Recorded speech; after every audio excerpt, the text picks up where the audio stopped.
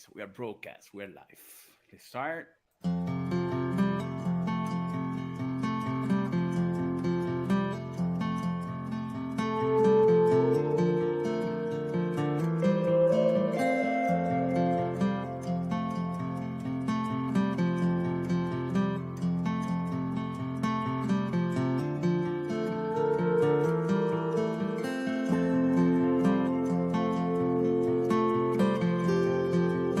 Has turned on the seatbelt light.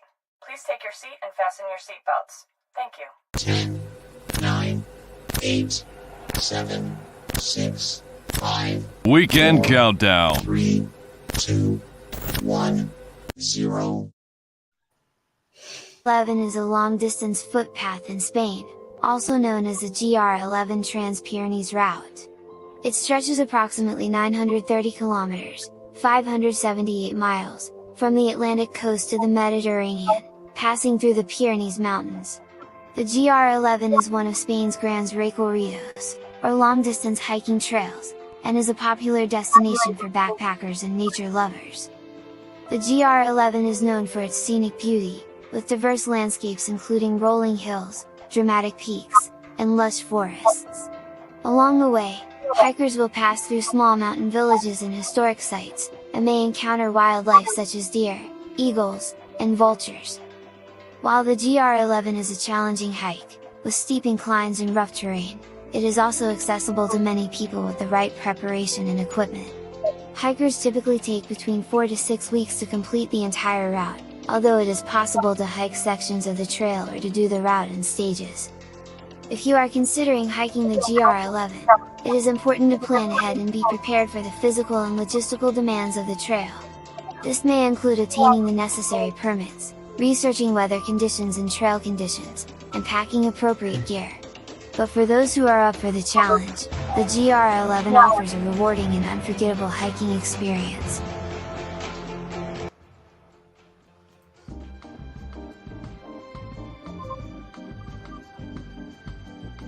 This program is sponsored by Lightway.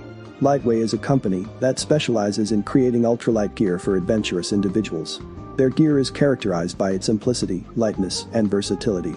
The company believes that gear can be both lightweight and functional, and they aim to provide their customers with convenient gear that enhances their adventures.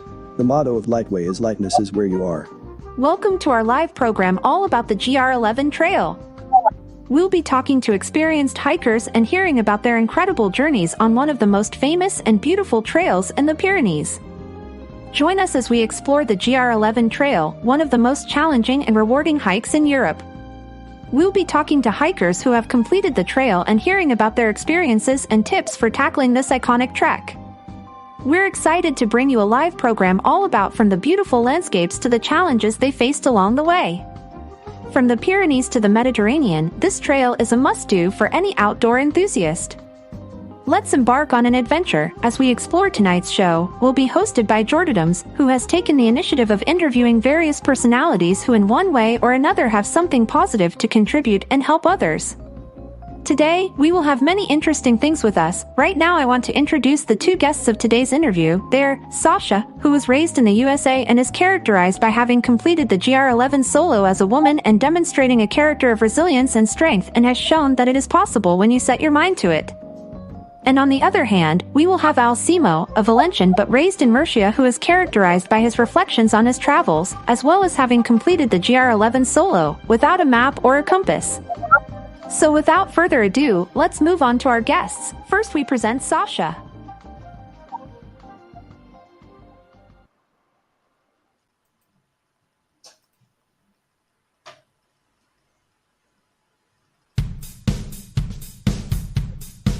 Sasha is a world traveler who has been exploring different parts of the world for over 12 years.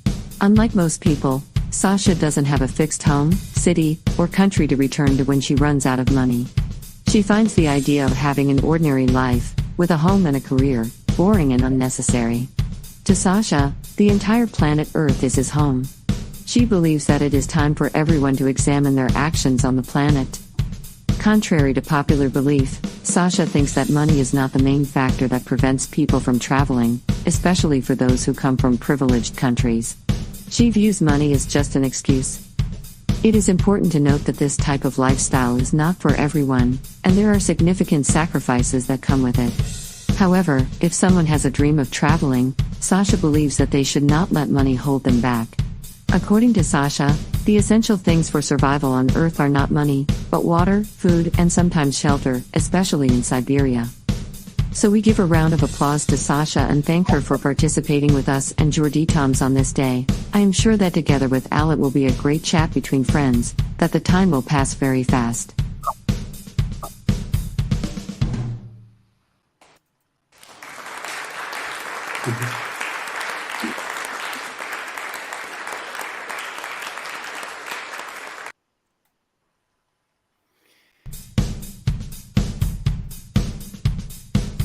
He was born in Valencia, but has lived in Murcia since he was 9 years old.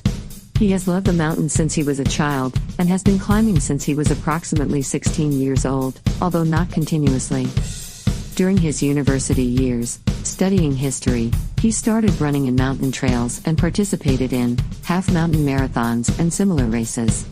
Later, he attempted a half Ironman. Today we will know what happened there. After focusing on climbing for about 5 years, he decided to shift his focus to long-distance mountain routes, such as the Trans-Pyrenaica. Currently, he has started with cycling tourism on his Trans-Mediterranean route. So we give a round of applause to Al Simo and thank him for participating with us and Jordi Toms on this day. I am sure that together with Sasha it will be a great chat between friends, that the time will pass very fast.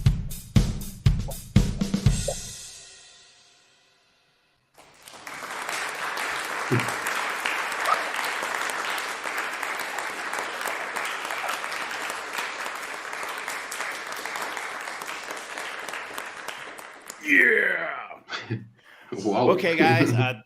Good night for everybody here. I'm so happy to have you here, Sasha and Al. It's real pleasure. Thank you so much for all the viewers that and the chat. Wow, the chat is hot. Yeah. Well, not a little bit, but thank you so much. The point is that this live that we'll be having today, even that we are talking in English, don't worry. The live is gonna be in English, but it will as soon as we finish, I will be translated to many languages. So para los españoles, los que no hablan inglés, no se preocupen, que el live va a ser en vivo. Vamos a hacer un poco de Spanglish, pero tan pronto terminemos el live, lo voy a convertir en diferentes idiomas para que se pueda ver en todos estos idiomas. Así que nada, antes que nada quiero darle las gracias a Eli del Pirineo que está aquí con nosotros. Gracias, Eli, por unirte. Montaña Oculta, Íñigo, con él tengo una relación bastante especial que lo contaré más adelante. Gracias. Oh, mira. Bueno, tenemos a Mari. Hello, Mari. How are you? We have here Josega from Dominican Republic. Well, Omar from Miami. Wow, we are living in Miami. That's amazing. Well, thank you so much. And anyway, before I give this brief introduction, I want to tell you why I'm having this. For example, I want to start a little bit about me, and then I want to that you can talk about you. The reason of why I'm doing this is I am from Dominican Republic, and I moved with my family to Barcelona in 2019. What happened that when I moved to Catalonia, beautiful Catalonia, I start seeing the mountains, so I start walking.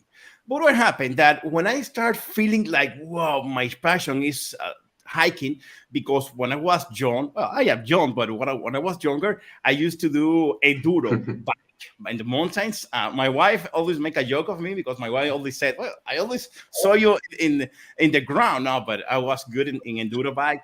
And then in the hiking, I felt like, wow, connection with the mountain. What happened, guys? That then the virus, the COVID came, and I was laying down in my sofa one day, and I, of course, what normally I do? I searching YouTube about Montaña Oculta. This is my connection with you, and then in the TV I found a a video. It's it's a saga. It's a trilogy of 3 video of a guy that is called Montaña Oculta. Montaña Oculta is us with all right now. It's us. Íñigo, un abrazo para ti. And when I saw Íñigo, I saw his movie, 3 hours movie, but I was so amazed about, of course, what he do on the movies, but I was so amazed also because of the mountain, about the Pyrenees. I have no idea what the Pyrenees is. I mean, you talk to me about beaches, about sun, mojito, and I know about that, but Pyrenees, I have no idea what a Pyrenees is. So, but I saw Montaña Oculta video, and I say to myself, you know what? I want to go there someday. What happened then? When then later the summer of the 2020 came, but I said, well, you know, I'm a little fat. I don't think I can do that. So I decided to you know what, let's do it on the next summer. So the summer of 2021 came, and I said, you know what, I am like not yet prepared, so I will do it next year. And well, the summer of 2022 came, and I say, you know, the next one. But what happened that beside that, I have been growing a lot hiking in the Pyrenees. I have been growing a lot doing long distance trail. And I said to myself, you know what? This is the summer. So what happened? I started, and I'm going to make an announcement to everybody here. And I started, and I saw, I wrote to Montaña Oculta, hey, I have a few questions that I would like to ask you. And of course, Inigo said, of course, Jordi, let's do it. And then I saw your videos. Sasha, with you, I have something special for you to tell you. Wait. And then I saw your video, and I said, hey, Al, I would like to talk to you. And you said, Asa, yes, let's go ahead. But what happened? Then I was seeing Sasha's videos, and I said, wow, but Sasha is a girl, and she's hiking alone, and she's doing the GR11 alone in the dark. Oh, man, I need to meet her. I need to interview them, and then I decide to create this interview. But my announcement that I'm going to do now is, you have no idea all the people that is right now waiting, and I will be interviewing. For example, we're going to have Montaña Oculta. We will be having tomorrow Oscar from Hike Much. We will have Chase for Chase Mountain. We will have Jordi Ramot, the founder of Wikilog. He replied to me, and yes, he agreed, but it's going to be John. Okay, but he's going to be here. We're going to have here the hiking guy, Oscar. He's from California. He's very well known, very famous there. He agreed to that. Anyway, we have a lot of people that I think Joseph from the Good One Road is gonna be an amazing. So thank you so much, Sasha and Al, for this opportunity. So anyway, I have here a few questions that I will be asking. So you can see the guide. Let me find 1 second. It's gonna be 1 second, guys. Okay. Sasha, let me start. I just explained who I am and what I am doing. Remember, I'm Dominican, I'm Dominican. So anyway, Sasha, who are you? What's your background? Can you tell us a little bit about you? Yeah. So hello. I'm Sasha. I grew up in the US, but for the last 15 years or so, I've just been traveling different places, moving around most of the time.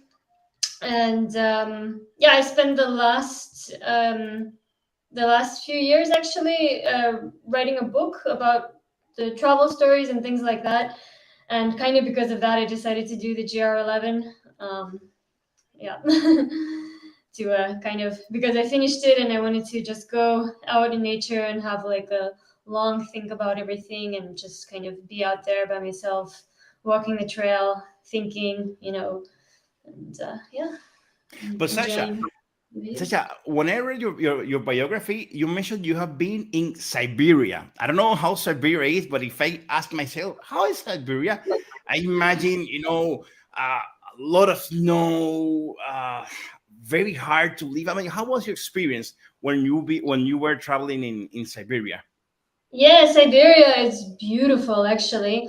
I was near Lake Baikal, and actually I was hiking in Siberia quite a lot. There are some really, really beautiful places, big mountains, very cold in winter. Lake Baikal freezes over with about 1 to 2 meters of ice, and you can walk on. You can even drive on the lake, but you can walk and like walk to different islands and things like that. And yeah, I mean Siberia is really beautiful. It's Wow. yeah, it's That's, very more wild place, you know. yeah, I can imagine. And Al, what about you? Cuéntanos Yes. de ti, Al.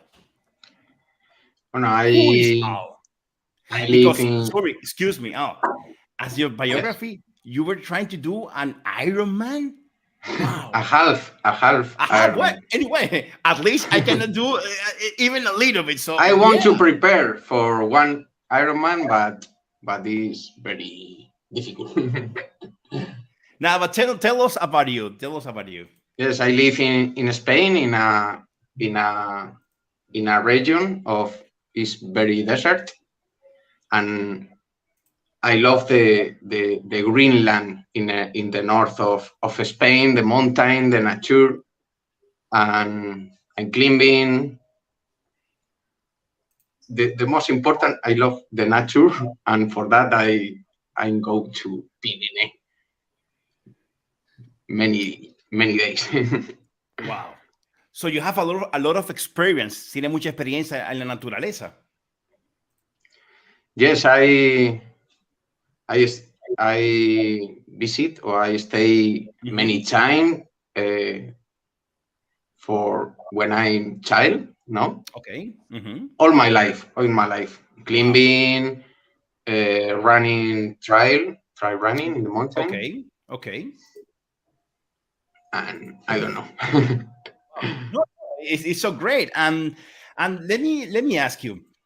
Let me ask you something. Let's start with Sasha again. Sasha, can you describe some of the most challenging of the GR11 and how you overcome them? Mm-hmm. So one thing that was a big challenge you should keep in mind on the coast. So when you start and when you end, there's a problem with long distances between water sources.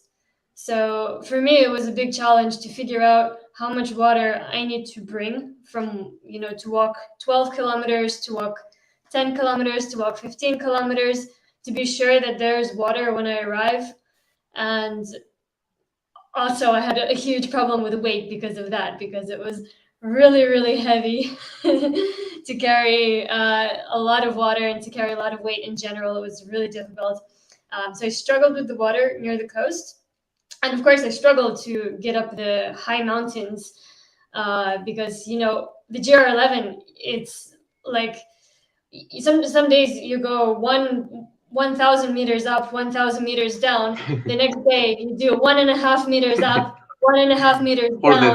All the days. Yeah, pretty much many days in a row, and it's really, really hard. You should know it's difficult. It's not easy. So yeah.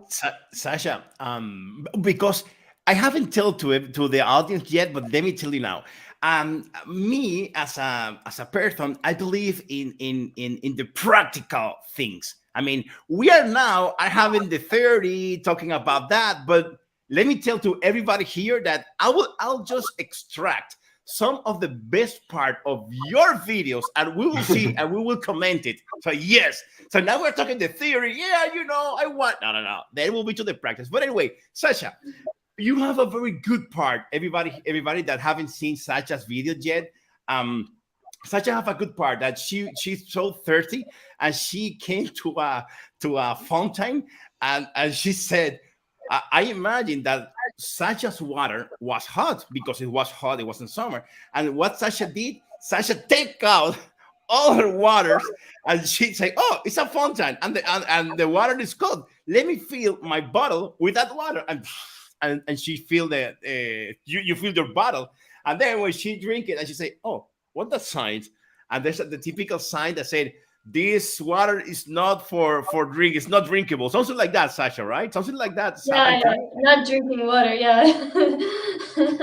Yeah, I can imagine. Yeah, I can imagine. And Al, what about you? For you, Al, which one was the most challenging part of the trail, and how do you overcome them? I mean, ¿cuál fue la parte más Yes, difícil for de cómo? me, yes, for me it's similar that Sasha.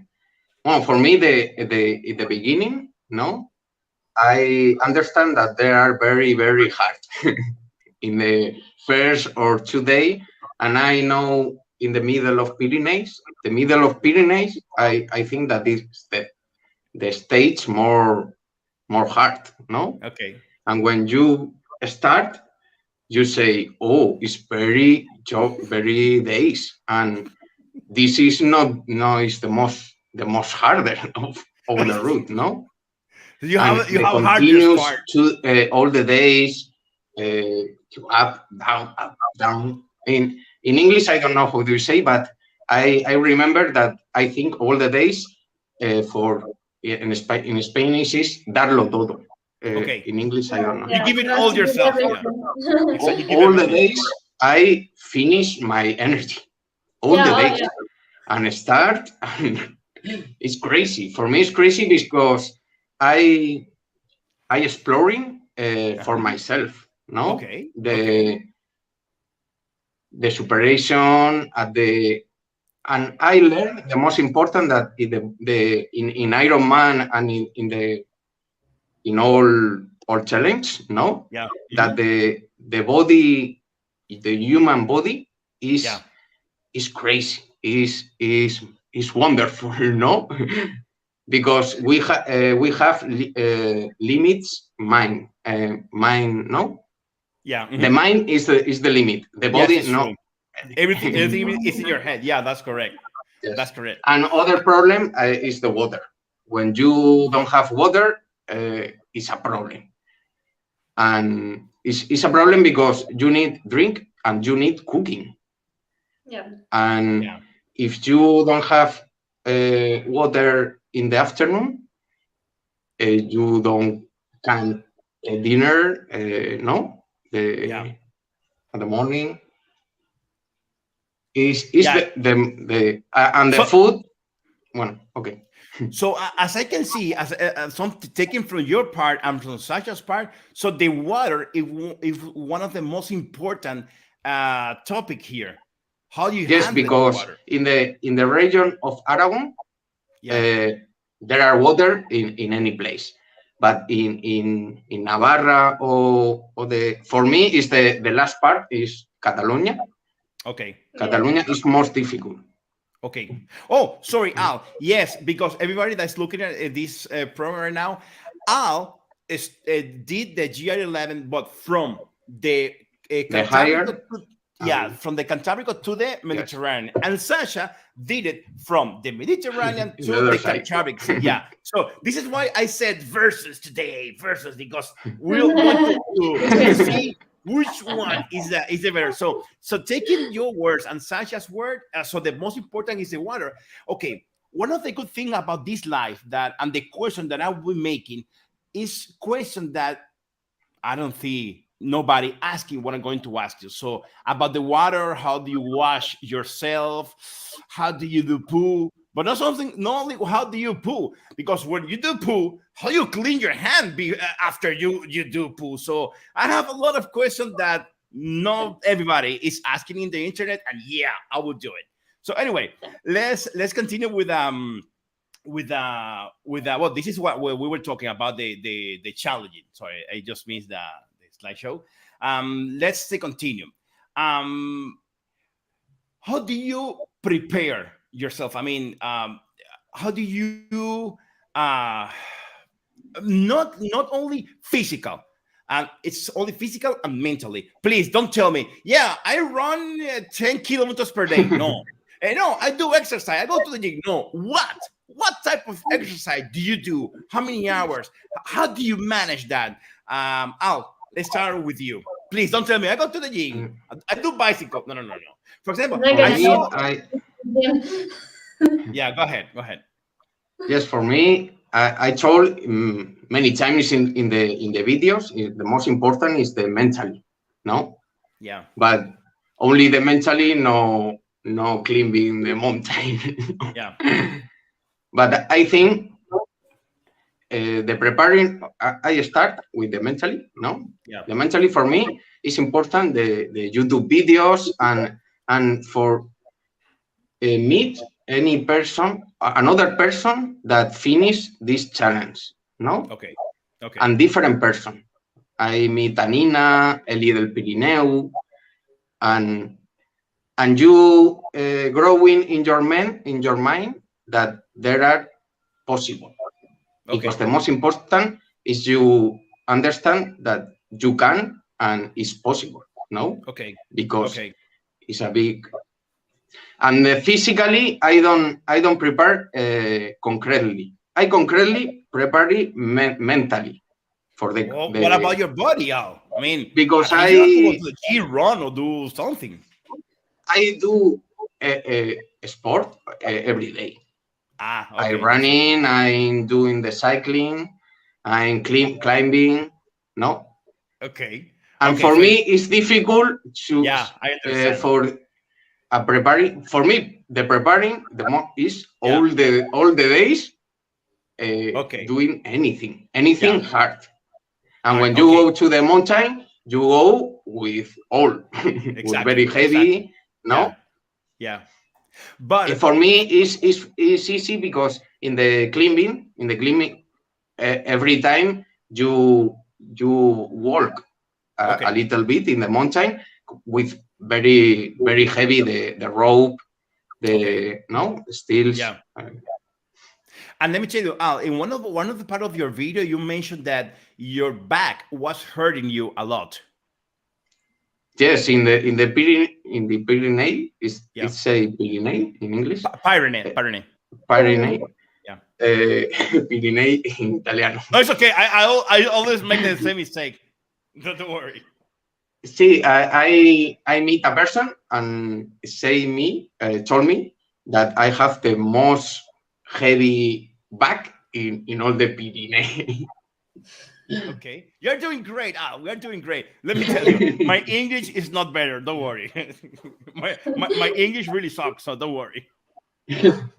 No, you're both good. That's another story that I'll tell you later.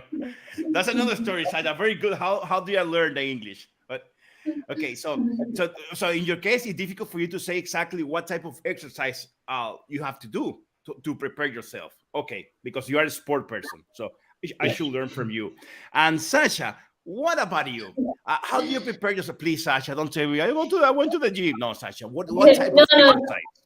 Look, I will tell you, Jordy, what you have to do now. Yes. If you want to do the GR11, you have to get a heavy backpack, at least 15 kilos or so, and start walking up mountains as many days per week as possible. Start, if you don't have mountains close to you, start walking up stairs, big, lots of stairs with a load on your back. Oh, Lord.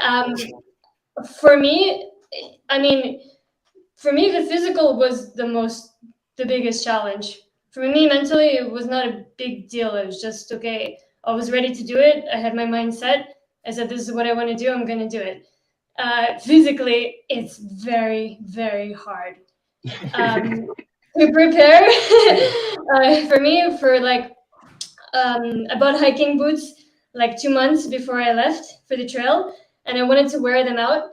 And I went hiking probably almost every day for maybe 5-7 kilometers, and at least 3 times a week for 15 kilometers.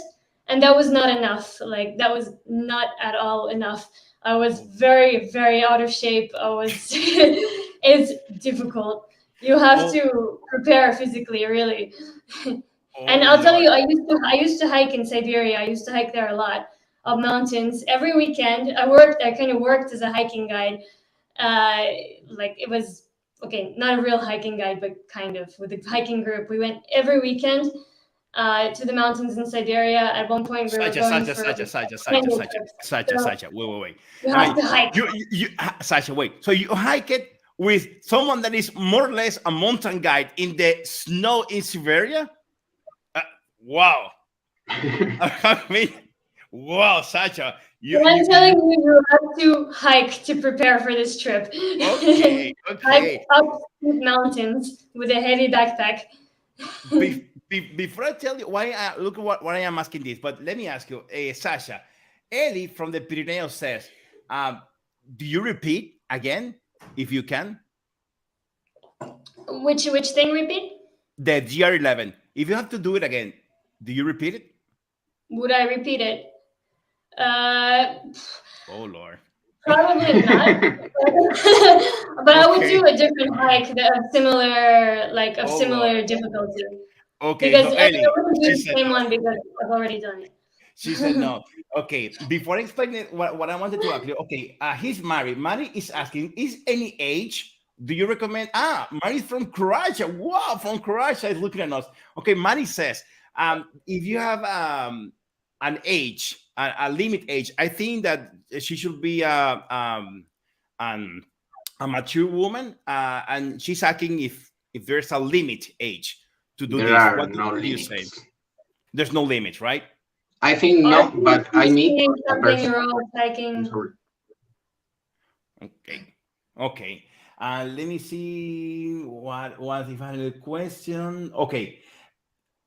Okay. Karina Méndez. She said, soy principiante y quiero comenzar la vida del senderismo. Okay, guys, let me say something to Karina. Karina, pues déjame decirte que estás en el broadcast excelente para ver. ¿Por qué, Karina? Porque yo tengo pregunta para ello que nadie ha hecho, que nadie ha hecho. Yo estoy cansado, y lo voy a decir, de ver videos en YouTube de GR11 que todos son, como dice Sasha, bulky, todo está bien, todo es perfecto, todo es... No, no, güey, José, eso no es real. Así que, Karina, aquí vas a aprender con ellos dos la realidad. Guys, look what I'm saying. How do you prepare yourself? Because what I am doing right now to this day, and also I get a bad answer from the gym that I'm going right now. I go, I use I do spinning because there's a guy in internet, is Pablo Callao, something like that. I don't remember his name exactly. He said one day, if you want to prepare for the Pyrenees, you have to do spinning, and I'm doing spinning the whole day. I do 2 hours spinning. But then I said, you know what? Let me see what I'm going to do. Let me walk in the machine, and I walk 30 minutes. And I said, you know what? Let me do the stairs and the stairs. And I told very proud to myself, to my friends, to my hiker friends, and they said, no, Jordi, you have to lift weight. Huh? But don't you need to do cardiovascular? No, you have to lift weight. And I start to lift weight. You know what? I do ChatGPT, and it's very funny because I type in ChatGPT, give me a workout routine to prepare myself to hike in the Pyrenees, blah, blah, blah, blah. And ChatGPT told me what I have to do. But everybody's saying something different. You have to lift weight. No, you have to do cardiovascular. So, guys, well, not to you. This question is not for you, Al, because you are a sport person. But, Sasha, I think you answered my question just right now. But I'm telling you, quit your gym membership. Forget about the gym. I've seen people that have like a physical trainer at the gym that cannot climb mountains. Okay, you have to prepare yourself for climbing mountains. The only way to do that is by climbing mountains, or at least climb steep hills or stairs with a backpack. Oh Lord. Okay, Sasha, in that case, I have a problem because I am Caribbean. I'm from the Caribbean. And right now, I'm freezing. Right now, I don't know how the weather right now here in Barcelona, but I'm freezing myself. I don't, you know what? Yesterday, I need to, when I take my daughters to school, I'm using like 3 sweaters, one, and I was thinking, I should walk from diagonal. But I say, no. This is freezing. I need my beach. This is so hot. But anyway, I think that is very clear. Thank you so much. No, wait. Shazam, from Brazil. We have someone from Brazil also. Okay, wait, for the going northern, Any del Pirineo says, okay, no, I'm also married. Wow, no, you have a little question. Oh, jeez. Okay, wait. We have many questions. Yeah, it's gonna be this life is a success. Okay, let me start from the beginning. Sasha, okay, Ellie, I reply to Ellie. Then the limit age, I answered it. Shazam from Brazil. What is a healthy volume kilometers of training and strength in order to prepare. Okay, how many kilometers per day? Well, you already answered it, Sasha. How many kilometers per day do you recommend it to get the physical condition? I mean, you only know reply that. You also say that it's ideal to go physically to the mountain, to climb the mountain, right, Sasha and El? I would Yeah. say 15 kilometers a few times a week, at least 15 kilometers. Wow. Shazam At from least on Brazil. the weekends if we don't have the time otherwise, you know. Oh, That's my Lord. recommendation. Well, Shazam from That's Brazil. not GR11. Espero haber respondido a tu pregunta você. Okay. Okay, now Mari from Croatia. Was it difficult to start training? Well, before you answer that, well, you're not to you, because you say you train every day. But if the question is for me, Mari, yeah, for me is yes, because you can imagine every time in the morning that I say, did I need to go to the gym? Oh, Lord, oh no, please. Let me eat this croissant. Oh, let me eat this chocolate. And then I will start tomorrow. Yeah, I know I have a problem. But so my question to you from the one Mari is asking, it's hard to start a training. I mean, now that you realize, I think the good question should be, Mari, now that you realize what you did in the past, do you think that you should start training before that you started? Is for me the question? Yeah. So for both of you, but yeah, let's go with you. Yeah. I think as early as possible. I mean, as soon as you decide that you're going to do this trek, you should start climbing up stairs or hills or mountains.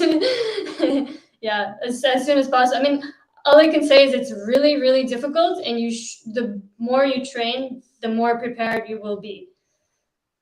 Yeah. And what about you, Al? What do you think?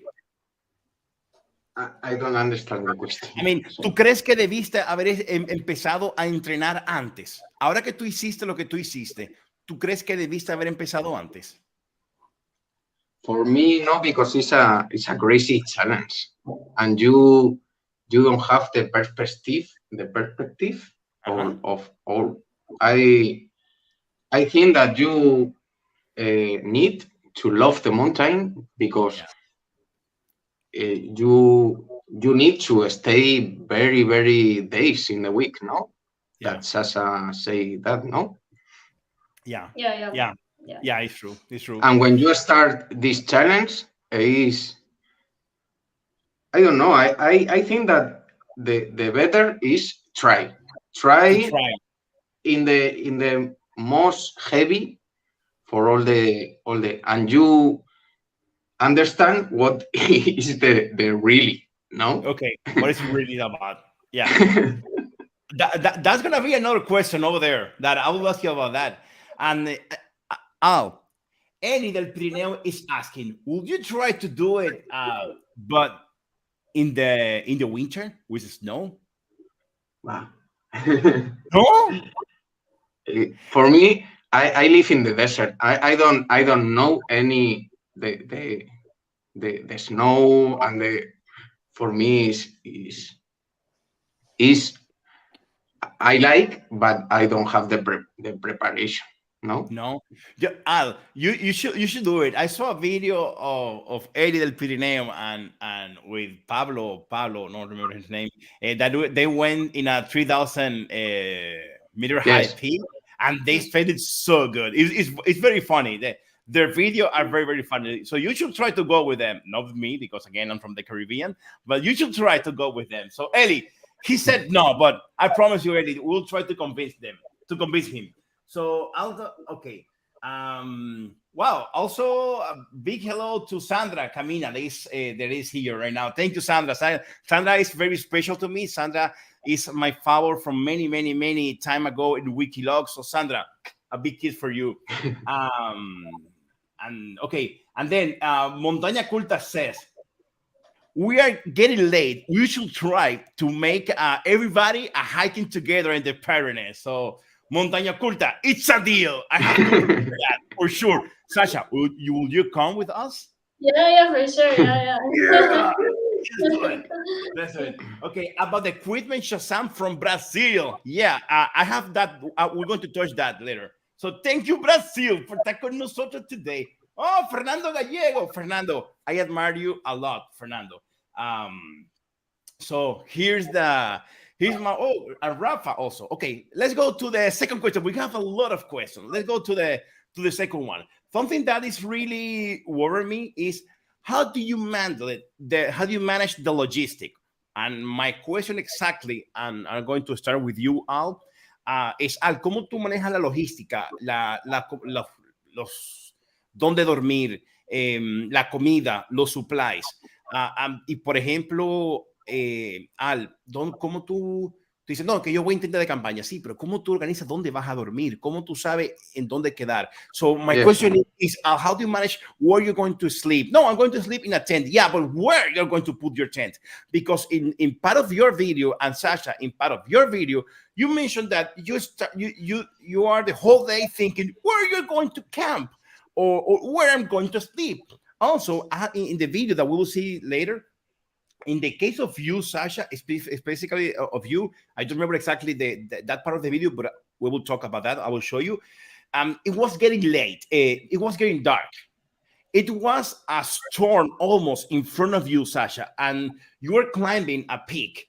And there's a lot of rock. And I was thinking myself, where the hell is Sasha going to sleep? Because you cannot put over there. You have the store, it's getting dark. So there's a lot of questions. But Al, let's start with you. How do you handle the logistic? Because, and again, and I give you the word now, it's because I asked to everybody, hey, with how many time in advance I need to make the booking in the refuge? Because Montaño Oculta, that is here with us, he doesn't sleep in a tent. He slept in refugee. And he says one date, another one says another day. So it's a mess. So Al, go ahead. How do you manage the logistic? The logistic for me is crazy because I one condition is no use the mobile phone and no GPS, no internet, only for emergency case, no? Okay. And it's crazy because I study the maps. I have the maps separate for states, and I study and I see a village but drawing in the map. I don't know if it's a good village, if there are supermarket, anything. And I have many problems for the most heavy problem. It's in Zuriza. When I arrived to Zuriza, in the map, it's drawing, it look like a town, but it's a camping, only a camping. Oh, Lord. And no supermarket. And I think, for me, it's a problem. The logistic with for sleep, I doing the same. The stage finish every time in the towns, and I sleep or after or before or after the town. Okay. It's near to the town because when you is before you finish all your food, and in the morning you can shopping in the town the next food, and it's different if you finish after. Yeah, no? But there's something that really worried me, and you don't mention that, but Sasha do mention that and we'll see later that Sasha said that when you are hiking and you go to a supermarket, you are very hungry and you purchase a lot of things because you are hungry. But then, like the shitty shit Nutella that you purchased, hey, I remember that, Sasha. And what happened out that when you purchase with hungry and then you realize that you have to carry all that in your back to climb a mountain, then you're like, wow, I should still be hungry and know with all that. I mean, this is my question. How, you purchase it, you manage planning in the map, but I think, yes, in one of your video, and we will see that, hey guys, you have to stay until the end of this broadcast. You have one part of your videos, Al, that a fox eat your food. A fox get into your tent and steal your food. And wow, that's crazy. I mean, what happened to you if you are o sea, you are far away from a town and you are lack of food and a fox, a wild boar, a strange animal? Because there's another part very good that you will see. You have to take in the broadcast that Sasha, hey, Al, this part of Sasha is very good. Sasha is in the tent, like it's a very nice and beautiful video. Hey, I'm here. I'm going to sleep. There's no wild animal here in Spain. Only the wild boar, and they do hamon. But okay, and then the next part of the video is Sasha. It's scary as death, and they have a like, and that person. So going to finish with you, Al, it's kind of complicated, the logistic, right? I mean, to close the topic, it's complicated to get the logistic, right? Yes, it's complicated. Yeah, I can imagine. Yeah, I can imagine. And because Sasha, you say that when you go to supermarket hungry and you don't have a organization, you buy something. I learned in a person in Malayistic in this route, and he told me that every time I need a list to buy. It's important. Okay. Because it's the most important in the list, and I don't have any time. Okay. So yeah, you have to el cable de electricidad, mi amor, ese de aquí. O sea, you have to be careful with your list and the food. Okay, I got it. And Sasha, what about you? How do you manage the logistic? Yeah, so with the food, I also made a list. And actually, the funny thing is, when you're walking in these huge mountains, I couldn't get food out of my head. So I was making the list as I was approaching the store, because I was like, okay, I need this, I need that. And I was just, dreaming about this food. And I always kept basically the same list, because I kind of bought the same things. And then I would just tick off if I have them or I don't have them. So the list, is important. But the thing is, when I got to the shop, I would still see something extra that's not on my list, like a cake, or like a cupcake or gummy bears, and then I would buy them anyway. And then eventually they would wind up on the list, which is not good.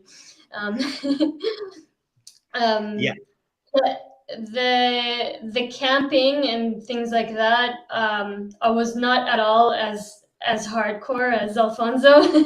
I had my phone, and I had a guidebook, so I had the guidebook on my phone, so I didn't carry extra weight with the book.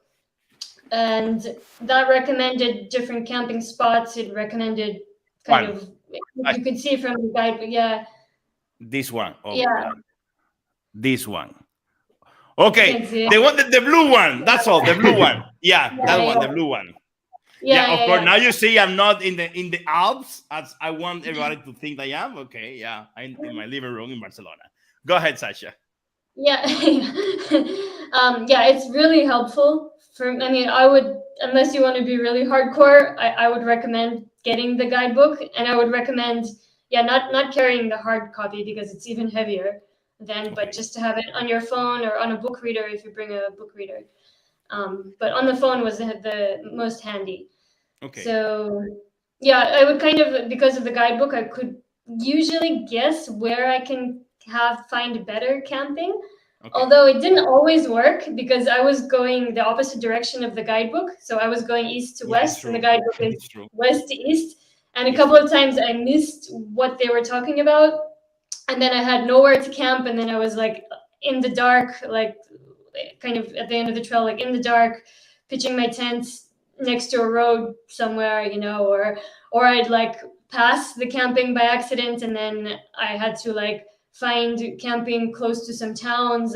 Sometimes I slept on like someone's property where there was no one around, or like I don't know, in some churches and things like that. So.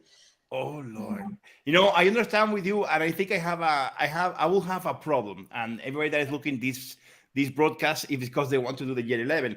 And I think I will have that problem. But because before I tell you that, let me read one question that we have here.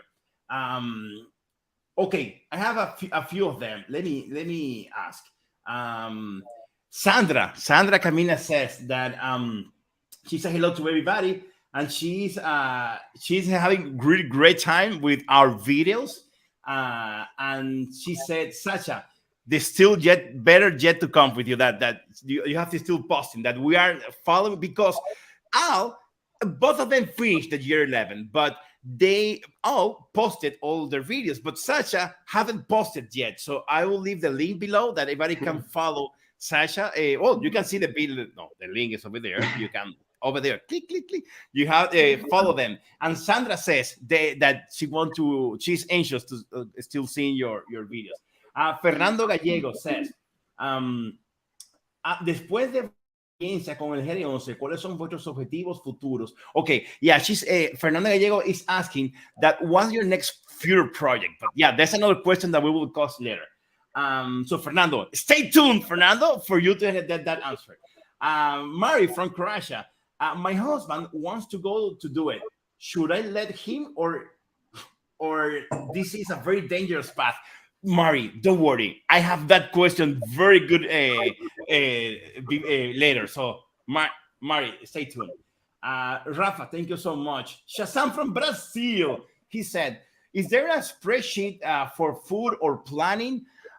Before you answer that, I think that Eddie del Pirineo having in his YouTube channel, in the corner, in the top corner, in the right, he has like a list of all the gears that he's using. But can you answer that? Again, from Brazil is asking, is there a spreadsheet of food and planning?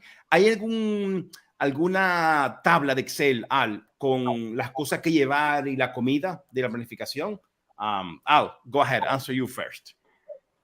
I know the application that Eli del Pirineo recommended, but I don't use anything. Okay. You are the old school. Okay, Sasha, what about I have all in the back, and I say, oh, it's very heavy. Oh my God. What about you, Sasha? I mean, I made a list of the gear that I used, if that's helpful. Okay. And I posted it in the description of one of my first videos from doing this trek where I was packing. So I was packing and I explained all the gear that I was planning on using, and then I included the list there. So okay, if it helps anyone, they can take a look at it. Yes, sure. And also, Eli del Pirineo says it's lighter pack, that it's very well recommended. Lighter pack. Also, Sandra he says, Eli del Pirineo says, light packer es para evaluar tu material. Okay, lighter pack. It's to evaluate all your package, the weight of your package. So, Shazam from Brazil, I hope haber respondido a vossa pergunta. Okay, Sandra Camina. Sandra is asking, if any, what is the luxury that you miss from the most? A hot shower, a bed with sheets? Well, that Sandra, I have that slide for later, because I have a question very more or less like that. So very good, Sandra. Stay tuned, Sandra. Don't go from here. Okay, let's go to the other one. The other one is memorable encounters. I mean, I saw both of your videos, and they are very beautiful, and I like it. I mean, I like very much a few things that happened to you. For example, in your case, you mentioned that you met two guys. You were hiking alone, and you met two guys, and you were walking, and you crossed Nuria, I think, with them, or I don't remember exactly. No, but Ordesa, yeah. And there's a part where you split, and you sat in the ground, saying, "Wow, I'm alone now." And the same with you, Sasha. You mentioned, Sasha, all the people that you met in in your path. But it drew my attention, Sasha. For example, what you mentioned, of course, the situation with the dogs, with the 3 dogs or the 4 dogs. I don't remember how many of them. But you also mentioned, Sasha, had a beautiful person that you met. So now, Sasha, going with you, can you tell us about any particularly memorable encounter or people that you met along the way? Yeah, I pretty much just met people mostly in the refuges because every once in a while I stayed in the free shelters in the bothies, and of course there are really nice people usually. Had some people share some food with me and give me their food if they're stopping hiking, or share like some wine, which was nice. Um, but actually, I think the most memorable encounter I had, three very interesting encounters. One was just like in the beginning of the trek, I was just starting to go, and I was, it was already difficult for me. And I walked by this girl, and she had this big backpack, and she was walking fast, and I didn't even talk to her, but we made eye contact, and I could just tell that she had just finished the GR, or at least a part of it, and she was like, she seemed to like look at me like, okay, you're gonna go through a big journey now, and I just had this this kind of nice what a situation for you. I can imagine what you were thinking at that time. Yeah, and I was like, oh, there's a big journey ahead, that's for sure. Yeah. Oh Lord, oh Yeah. Lord. And then yeah. No, Okay, go and ahead. then and the dogs also. Well, the dogs, you mean the ones that almost bit me? I know, yes, because you have two situations with dogs that I have it on video. I have it on video. Don't worry, we'll talk later about Oh, that. the dogs that pissed on my bag. Well, yeah. No, Those wait. ones. You have three. The one that almost bite you, the three Yeah. dogs in the shelter that, and also the one that pees in your bag. Yeah, you have three situations with dogs. Yes, yes, Yeah. yes, yes. Well, I usually love dogs, but those were negative situations. Yeah. Yeah, I can imagine. I can imagine. And what about you, Al? ¿Algún momento memorable, algún encuentro con alguien memorable, algo que te haya marcado en el camino?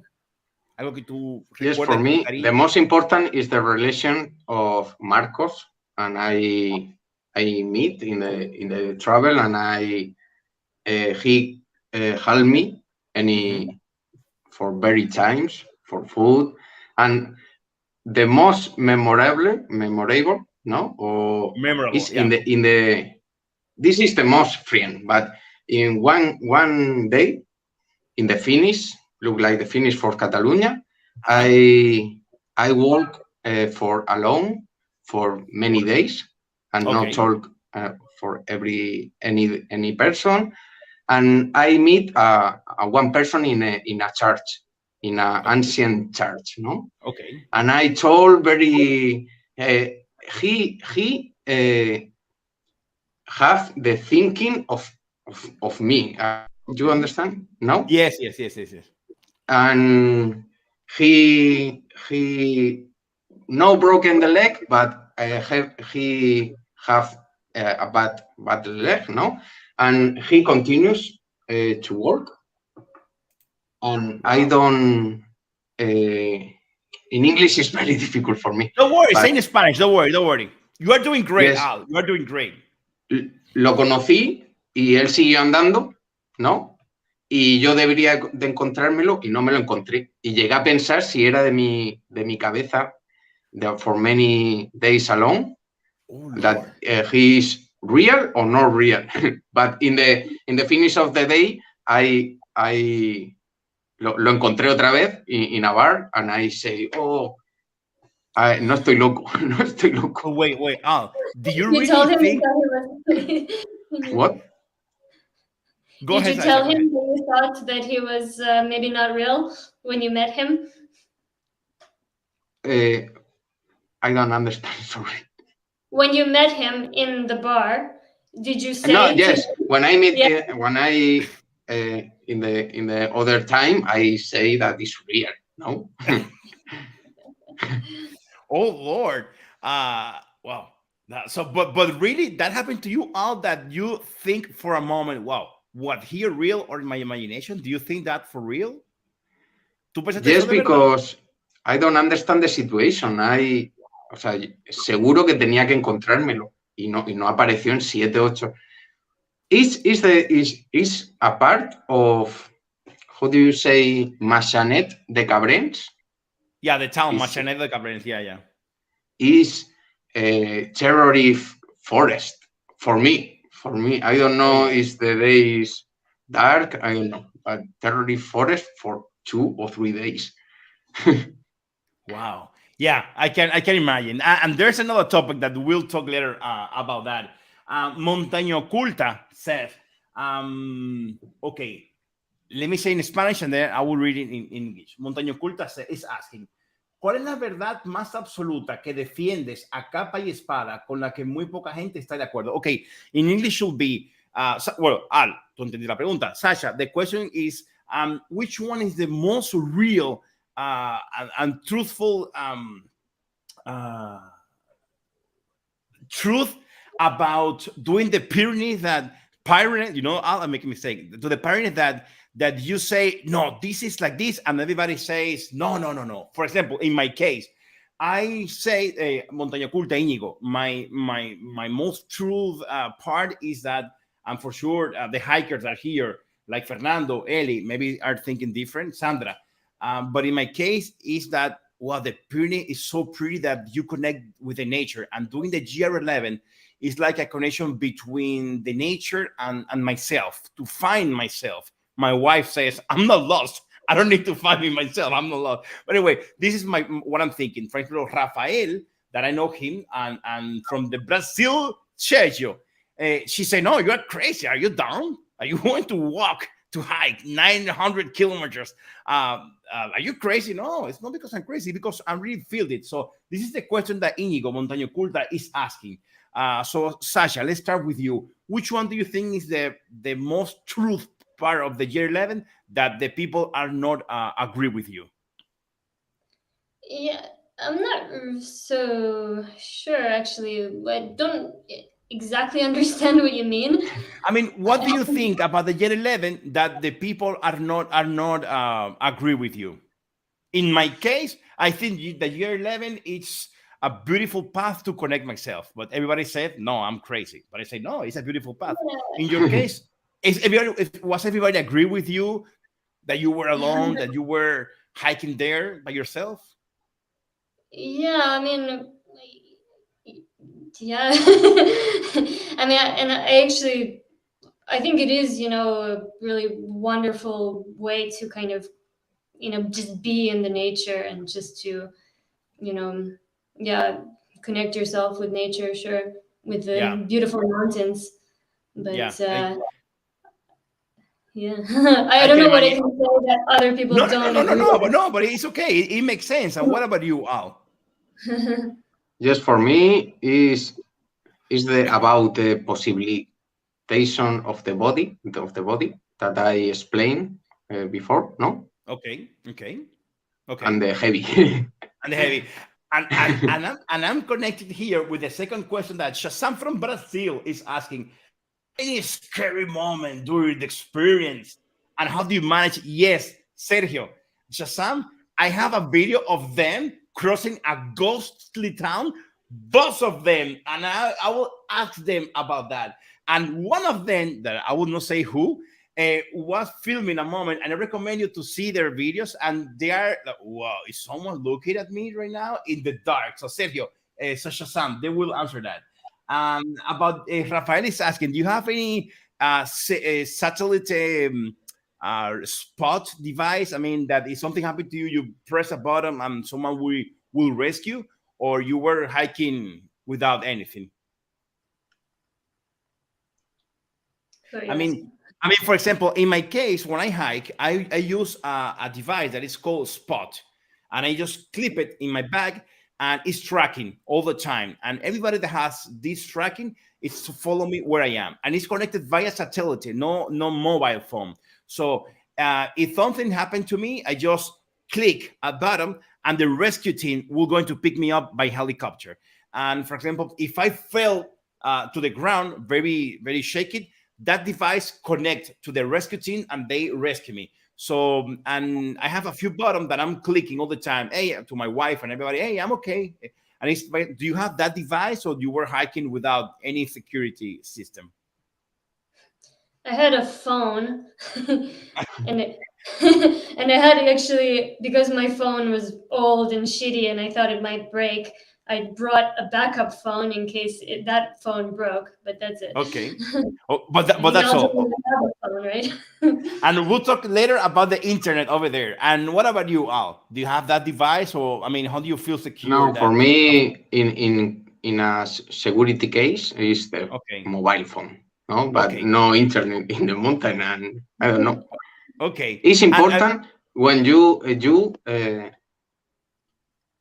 how do you say, asimilar o sea, when you gestionar el realize, riesgo, gestionar el okay. riesgo, Mm-hmm. ¿no?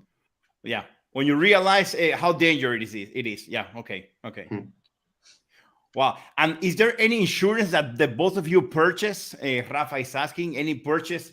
No, sorry, Shazam from Brazil. Is any insurance that you need to purchase to go to the Pyrenees, or you just go by yourself and that's all? Have fun. I don't Because, for understand. example, in many countries, when you go to the Pyrenees, you have to pay like a fee to get into the national Okay, park. no, it's free. And you have to The have Pyrenees a is free. insurance. It's free. So it's just free. Yes. Let's continue with the next slide. The next slide is it's gonna be very easy. Well, do you recommend it? Do you recommend it again? Well, Elil Pirineo asked if you do it again. So Sasha, do you recommend? Well, you don't do it again, but do you recommend this hike to the people that is trying to do it right now? Yeah, absolutely. Yeah, it's absolutely beautiful Yes. hike. And it's not that I don't, that I don't really want to do it again. It's just that there are so many other hikes, and because I've already Okay. done this one, I wouldn't do it again because I already did it. I'd rather do something different, Okay. But Okay. if But I that's hadn't really. done it, I would do it. Does that make sense?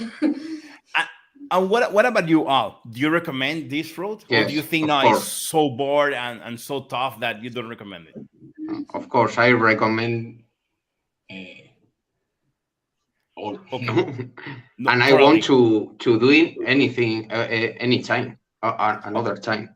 Okay. I don't know Okay. when, but Okay, because something that for the listening to the viewer to know, the GR11 is the path that connect from the Mediterranean to the Cantabric Sea or Cantabric Sea to the Mediterranean. But there is the GR11, GR10 that is doing the same, but in the French in side, France. and there's the HRP that is the same, but in the top of the mountain that is that is harder.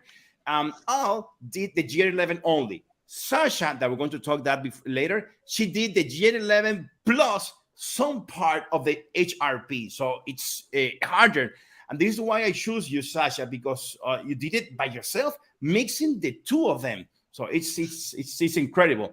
So going to the next slide, is there any other advice, that tip for now that you passed that? For example, I know, Sasha, you have the hammock. That's an advice that you have. But Al, ¿tú tienes The place algún is don't consejo? bring a hammock. Yeah, that's the most important. Don't bring any hammock.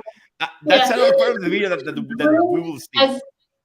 Bring as light a gear as possible, as little stuff as you can, and as light as possible.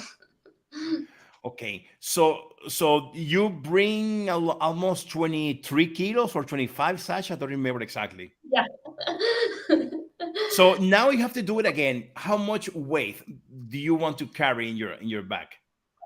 I would love to carry like as little as possible. I mean, I would love to have like 12 kilos.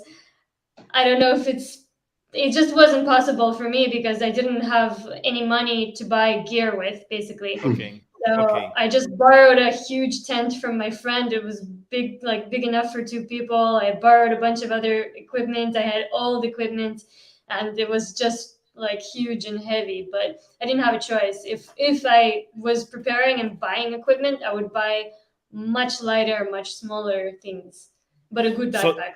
So for you, this is your best advice, right? This and start climbing mountains now. Okay, I promise I will. I promise I will. You know what happened, Sasha and Al, that I didn't mention in the past. I when I went to my gym, I talked to the body trainer, to the personal trainer, and I said, I want to prepare myself to hike this summer. I will do that, and I start explaining everything. He said like, yeah, whatever. And I said, you know what? I need to bring my hiking bag with me. I need to put some weight here. And he said to me, "Get ready. Are you in a? Do you want to be in a circus or you want to be in the gym doing it?" Because imagine yourself how you're gonna be with your hiking bag in the gym, putting all those weights. Yeah, it's true. You're right. That's why you need to quit the gym. Yeah, I will. I promise you, Sasha. I promise you. I promise you. Yo decía algo. Go start climbing hills. I promise you. I will start with the TV double that I have in front of my house right now. I will promise it. Tomorrow, honey, you are looking this video. Honey, I promise you, tomorrow going to the TV double. So, Al, what about you, Al? ¿Cuál es tu mayor consejo que tú le darías a alguien después de tú haber vivido lo que viviste? In Spain, in Spanish, is however you feel. Levántate pronto y aprovecha mucho el día. Because it's important to work tranquilamente, no? Okay. How do you say in English? Freely, without no pressure. Yes. Okay. And I it's important think all the time that this one is for self, no? Okay. Mm-hmm. Okay, I got it. But Al, something happened to you one day. So you can see that I saw your video. That it was 5 o'clock in the morning. Everybody, imagine that situation. Eli de Pyreneo says, el gran consejo de Al Simo. Everybody, point yourself, imagine yourself in this situation. Al Simon was 5 o'clock in the morning in a very cold place.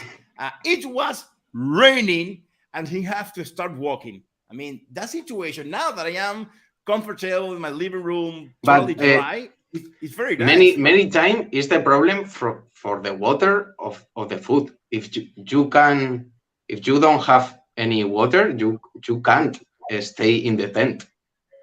And so you have to walk, yes or yes? Yes, because in that moment, it was raining. Yes. And you step out from your tent, and it was raining. And I was thinking myself, wow, it was freezing. It was raining. It was full of mud. That your tent was wet. And you have to pack all that. Wow, this is very hard, So yeah. So, I mean, going to the point, your advice is to wake up early and to start working without any pressure of time. Okay, I got it. Can I also say something about this? Yes, sure, Sasha. Like for me, I almost always camped next to water. I really tried hard to, like, if you're you're looking at the guidebook and you have the maps and everything, where you are in the GPS or whatever, then you can see, where there's a river, where, there, or at least a water tap, a spring, I mean. So I really always tried to camp near water. And if I couldn't, then I would fill up on water, like extra 2 liters maybe, and then walk to where I was going to camp and then camp there. So yeah, it's you have, like I said before, the logistic, and it's was very funny that I don't know if you two see the video of each other, but it was very funny because most of the part you camp in the same place, you walk in the same many of them. It was very funny. Okay, Shazam says, what are your top 5 routes in Europe and if you have enjoyed? Okay, for that, Sergio, I have also that question in another slide. Tiffany Turner said, Hiking is dangerous. Yes, yes, it is, Tiffany. Hiking is very dangerous. That's why I just make a pact with my wife that I'll always go to hike with my spot device. So I feel secure that if I fell down, if something happened to me where I get lost, I just click the button and the rescue team will come to pick me up in a helicopter. So I really recommend to you. They're not paying me to say that, but yeah, Tiffany, I didn't go out to hike without that device. If you want to see that in my YouTube channel, you will see a review of the Spot Gen 4. Anyway, let's continue. Okay, about the cost. Yes, I also have that in the other slide. So let's continue. The other one is interior change. About this, I'm asking how the trail change you in terms of physical and mental change. For example, I really love to see in Discovery Channel. They're not paying me to mention Discovery Channel, but anyway, they have a very nice program that they called Naked Survivor, and is that it's two guys that are naked in the nature for 30 days and they have to survive, and they put how they started and then how they ended. So how was your physical change and also your mental change?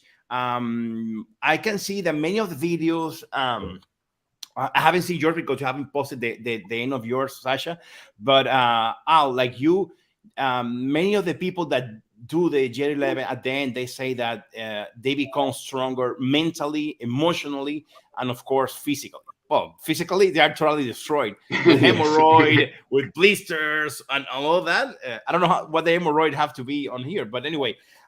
So what exactly is the Sandra? Sandra said you were walking the way. Okay, yeah, yes, Sandra. That's a good question that will come now. So again, let me ask you how the trail changed you physically, emotionally, change in you, in your inside. For me, ¿Cómo no? te yeah, exactly. Yes, ¿Cómo yes. te cambió? It's you transform a very stronger physically and mentally, no? And the most important in your daily, Yeah. no, day to day. Your daily walk, yeah. Yes, you real Relative, relativitas, yeah, your relative, the situation, the problems. And you realize the problem. Okay, you realize the problem. Okay. Yes, you don't look any problem. The problem there are in the mountain. Very heavy problems. Yeah, it's true. Those were the real problem. This is the mentally stronger, no? Okay, okay. That is the one that you prepare yourself before do the GR11. Okay, okay. And what about you, Sasha? How did GR11 change you physically and in terms of your emotion, your head? Yeah, I mean, I always think it's good to overcome a challenge. And this is a really big challenge physically. Throughout the hike, I felt like I was a lot more in touch with my body, for example. Like I don't know, somehow more connected to my body. I could, I don't even know really how to explain that, but you become definitely a lot stronger, definitely physically. And you get these really intense cravings for food. I don't know if Ali, you had that or not, but Pasaste for me, hambre, Al. Sometimes. for me, I would like it was the best thing in the world to come set up camp and then cook food and then eat the food. It was like the most amazing thing. Yeah. And then I would go to sleep. In the middle of the night, I usually woke up and then ate more. Oh yes. And then went back to sleep. You don't show that in your videos, right? No, you don't show that in the video. Yeah. I was too tired to film. It was just about the food, like and then wake up, eat again. It's like Oh, yes, when finish this challenge, the food and many things is appreciate more, no? You appreciate more the food, yeah. Yeah, it makes sense. It makes sense. It makes sense. And hey, guys, everybody, you have to stay until the end of the video because I will show you how a fox steals Al's food. You will see the fox. So let's continue. Okay, and here's the next question. It's related to the second to the other question of from Brazil. From the top route that you hike it in the whole Europe, which one for you is the most beautiful? How you compare it to this? For example, in my case, when I started hiking, I started in Colcerola because the one I have in front of my house. But then I discovered the Park de Lobac, that is another park near my house. And then I went to Serrada Marina, and then to another national park that is uh, well, de Garraf. And then I know Nuria, Valdenuria, and they say, well, no, I prefer this instead of them. But now, wow, I want the Pyrenees. So how do you compare the GR11 uh, with the rest of the trail that you made in the past? Because the GR11 is iconic. It's like one of the most important in the Europe. I mean, but it's really true. How do you compare it to them? So I asked the last question first to Al. Now I'm going to ask Sasha first. Sasha, how do you compare the GR11? And Sasha, you have been hiking also in Siberia. How do you compare it? This was by far much more difficult than any other hike I've done. That's Extremely Siberia? hard. Yeah. The next closest thing to the GR that I've done was a trail in Siberia that was over 200 kilometers. It took 10 days there and back. And of course, that was, intense wilderness. There's nobody out there, basically, just a few people. And, you might fear grizzly bears instead of boars, but I was doing that with a group. So now this one I did alone. So it was more challenging in a lot of ways, but it is difficult. It's like 1.5 kilometers up, 1.5 kilometers down, 1.5 kilometers up, 1.5 kilometers down, over and over again. Wow, So Sasha. prepare. I'm trying. You know what? What is going to happen, Sacha? I think that I will have grandsons, and I will still be doing these interviews, and my grandson is going to ask me, "Hey, Grandpa, when are you going to do the J11?" And my wife is going to say, "Oh, my grandson, your But you should grandpa at least is do a doing part of that." it. I mean, you don't have to. You don't have to do the entire thing. You can always do bits of it. It's really beautiful. Yes, in my case, Sasha, I will be doing from part because of my job, and I am married with my beautiful wife, Lola. Lola, a big kiss. I love you, and I have it in my heart, Lola. I have my two beautiful princess daughter. My daughters, I love you, my princess. And of course, I cannot tell them, hey, that is going to disappear for 51 days. I cannot do that. So I'm going to do it by part from part. Um, so, Al, what about you? How do you compare For this me, trail? Yeah, it's the same that Sasha. No, the in my same. life, I doing mountain hard, no, but Yeah, the desnivel, yeah. but the desnivel hard, but no longer. In the Pyrenees, is always hard, but it's longer, but it's continuous all the days. Oh, Jesus But Christ. it's the most beautiful for me. Look like it's the most beautiful, It's the and most this beautiful. is It's the most beautiful. el esfuerzo Yeah, se compensa, the ¿no? compensa. Wow. Yes. It really worth all the effort that you have put in. Okay, let's continue with okay, Sandra. Sandra asks, Sandra Camina. Sandra, did you ever let me hey, but if you don't know that, Sandra, Sasha, she make a comments in your video. Sasha Yeah, yeah. did the Camino de Santiago. So Sasha is a real walker. And she said, did you ever have to walk in wet clothes from the day before? For Wet me, socks, wet t-shirt, wet pants. You have to wear the same clothes because it's wet and it was raining the whole day and you couldn't put it in the sun. Sasha, what about you?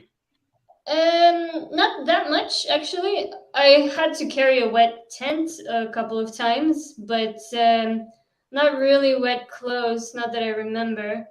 Yeah, Okay. not No, in, no. of course, rain jacket, but yeah, I got So, pretty lucky with weather. It wasn't raining too much most of the time, so yeah.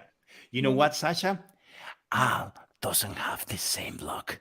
So let me ask Al. Al, ¿cómo te fue con la lluvia y la ropa mojada, Al? Uh, for me, I say before, no, it's typical the dry and the no and the rain because I live in the desert. But I learned for Marcos teach me that is a mind. Uh-huh. You in Spain is acostúmbrate. In English, I don't know. Acostúmbrate a la Get humedad. used to it. Get used to it. See, because I don't have many problems for many rain, no Yeah. problems, no. Uh-huh. Mhm. But all the time is dry, and when you start the morning, the boots Yeah. are Yeah. dry, no, Yeah. are cool dry. Okay. So no, you mean they're wet? They're cool wet. wet, Yeah, wet. Okay, wet. okay, I okay, okay. kept I think I kept my boots maybe inside my tent because I had such a huge tent because I borrowed the tent from my friend. So I could put my backpack and all of my gear inside the tent, so that kept it dry, I think. And Yes, for me the same. yeah, oh yeah, you did okay. You know, Why I are will. you I so wet? will have a problem. I will have a problem because everybody that knows me knows that I don't like to be dirt. I mean, I don't want to put the same underwear, the same socks 2 days in a row. I don't like to feel like, ugh. No, I am very picky with that. And also, I remember that I did. I don't know, the one from Barcelona here. Um, there's a very beautiful, for me, the most beautiful route that I made until now. It's a route that is from Valle de Nuria, crossing the Pyrenees, they call the No Creos, and then going down to the Caranza in France, sleeping a night in Caranza, and then ending in the French town of Tours-Entreval. I did that with my beautiful daughter, Valeria. Valeria, I will remember you that. Thank you, darling, for coming with me that day. I love you, princess. And that route, it was so beautiful for me, and I really enjoyed it a lot. But what happened? That, of course, I don't know you, but I need to go to the bathroom every day, and if in the morning, better.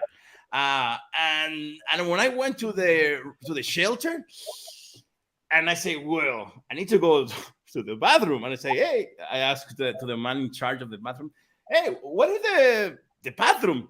Oh yes, it's over there. Where?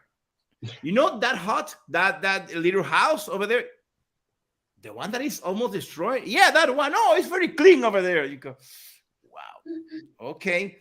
And I go, and when I open, when I cross a bunch of cows, or a lot of shit of cows, and when I open, that I see all the pee-pees in the floor, the toilet was so disgusting. And I say, well, I cannot sit there. I cannot. And I said, okay, well, should I go to the wood? I was thinking, mm-mm. I cannot do my feces in the wood. I said, you know what? I'm going to continue. And tomorrow I will go to Barcelona. I will go. I will do it in my house again. So for me, I'm very picky. I cannot be dirty. And what happened to me that night in Caranzam? And this is another question that will be discussed later. But one night in Caranza, as soon as we got to Caranza, I was very sweat because I am thin, but I'm kind of fat. But anyway, I sweat a lot, and and I just say, hey, do you have hot water here? Like what Sandra Camina said before. Do you have hot water here? No. And how do you wash yourself in the river? God, but it's so cold. How do you get into the river? That's what we are. This is not. I remember he said, "This is not a Hilton," I said, "Whoa, you know what? I'm going to sleep dirty." But what happened that night, my sleeping bag was new, was totally new. And I said, "Well, I don't want to make dirty my sleeping bag, so I will." And I prefer to have a very cold night instead of getting dirty. So, but anyway, there's another topic that we'll be handling. So Sandra, don't worry, I will start that in a later. And Mari, what could you? Jody, I What? can comment on some of those things though, because maybe it's good advice for you. Yeah, go ahead, please. Okay, because I also don't like to be dirty. I almost never went into my sleeping bag without washing myself off during the entire GR11 trek. And you know what I did before the trek? Yeah. Another thing to prepare yourself. I went here, in Costa Brava, close to Barcelona, into the sea in the winter from March, April, May, when the water Sasha, is wait, 14 degrees. Sasha, wait. Please, everybody, you have to enter to Sasha's YouTube channel. It's Big World, Small Sasha. She have a very beautiful experience with a pulpo. How do you say pulpo in English? With octopus. With the octopus. She make a connection. I saw in Netflix a documentary about an octopus and with a diver, and it's the same that happened to Sasha. Sasha went in the winter to the sea in Costa Brava, and she have a beautiful night connection, and she make a documentary about that. So everybody go to Big World Small Sasha to see Sasha's video, and go to Al Simon to see her video. So talking about your beach. Go ahead, Sasha. Yeah. Sorry. So it's a good idea to try to get used to swimming in cold water because it helps you there. And it feels refreshing. At first, it feels like a shock. At first, it feels awful, but you get used to it and it gets easier and it actually becomes really nice, really refreshing. And there's also a key to doing it, okay? Yeah, which one? Okay, so for one, if you don't have a stream or a river nearby, I would take like 1.5 liters of water with me to wherever I camp. So I fill it up, and then wherever I camp, I'll bring it with me. And then I would just pour the water over me, okay? But you start with the feet, okay? Pour the water in your feet, or if you're in a river, start with the feet. Keep your sweater and everything on if it's cold. Okay? First wash your feet, then wash your legs, then wash your arms, because as soon as you wash your chest, then you get cold. Then you get really cold. So wash your chest last. So wash all of your outer parts, all of your parts first, and then last do your chest and your back.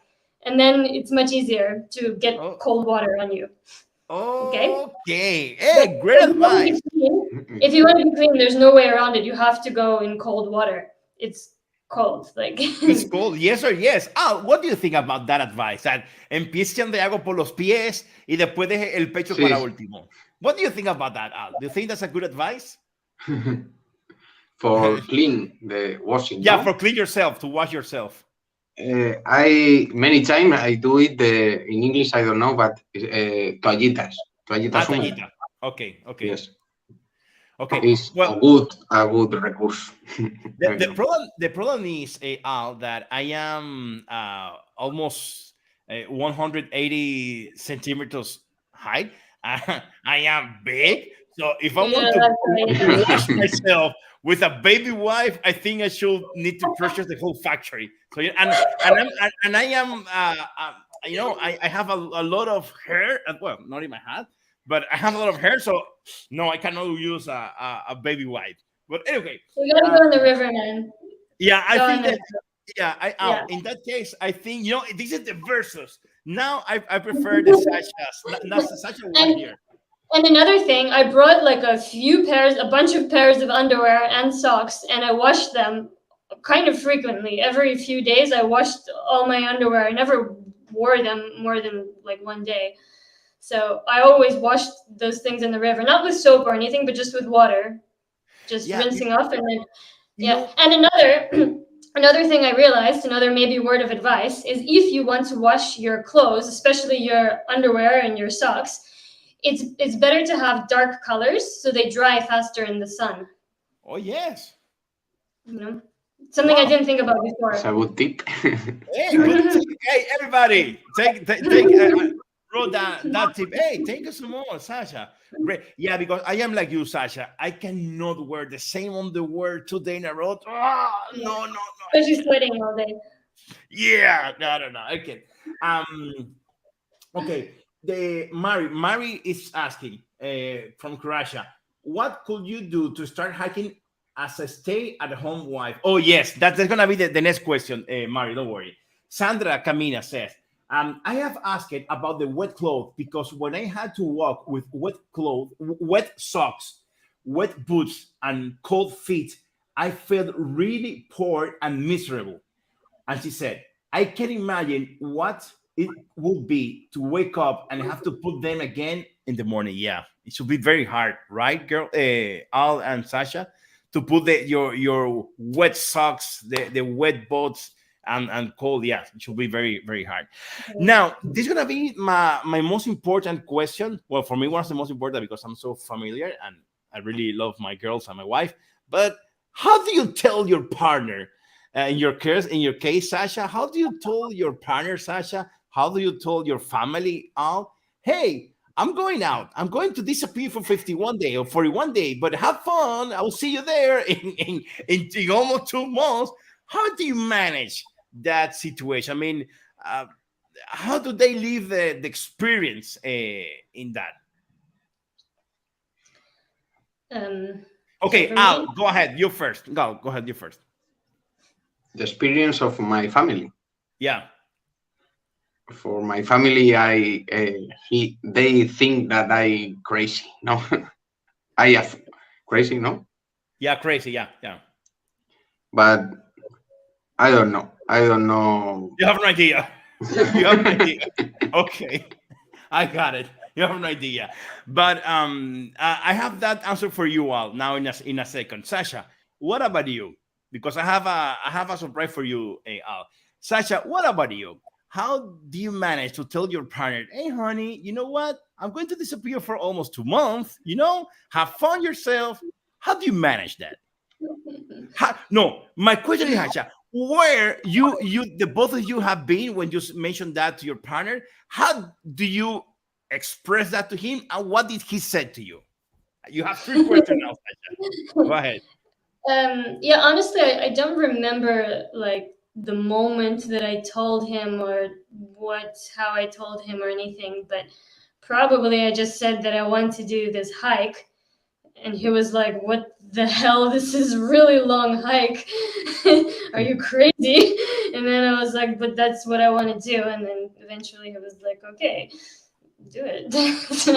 So I did. Did he told you that? Did he told you, hey, I wanna hike with you? I wanna go with you? Did he told you that? No, he did not want to go with me.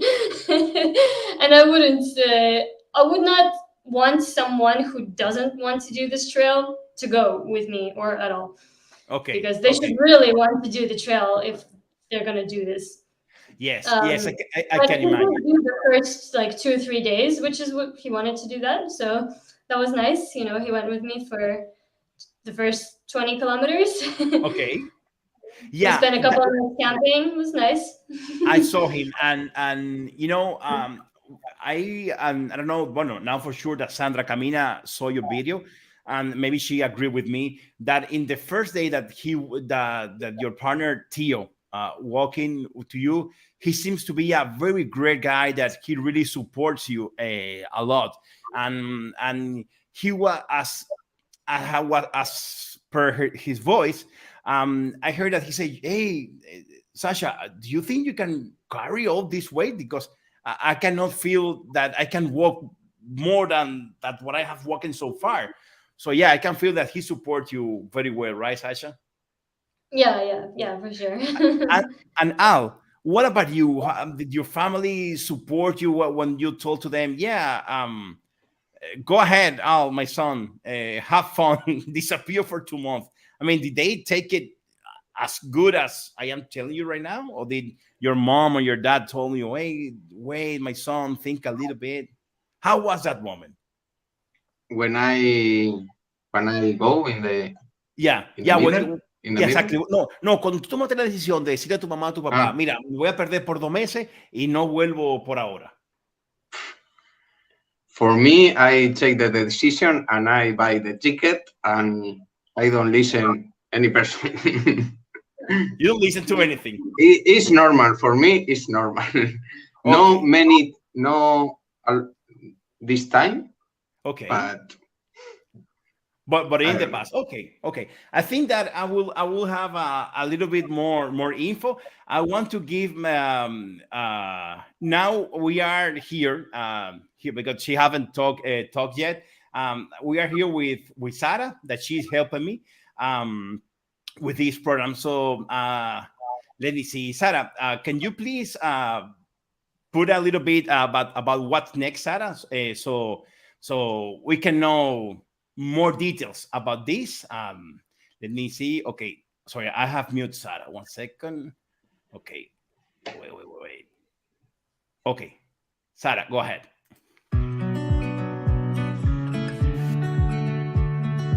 Now let's move on to the sentimental section. Yes, let's see how our loved ones lived it. Those who were left at home, far away from you, and who days after days, seconds after seconds were watching over you to see how you were doing.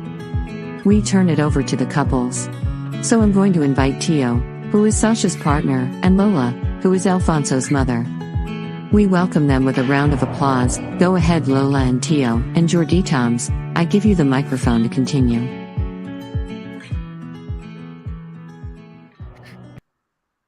Thank you so much. Thank you so much, Sarah. That, like I said, I'm going to let Tio to enter to join us first, and then I'm going to talk to your mother, and to everybody. I want to introduce Tio to the call.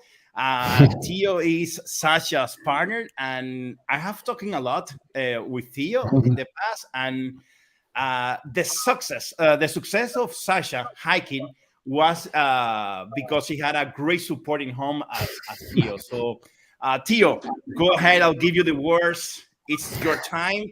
I want Tio to explain who you are, what do you do, and how you really support Sasha, and all the details that we discussed in the past and in the by email. So, Tio, it's a pleasure to meet you.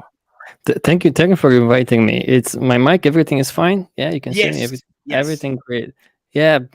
Nice to see you all. I've been listening so far. Quite interesting.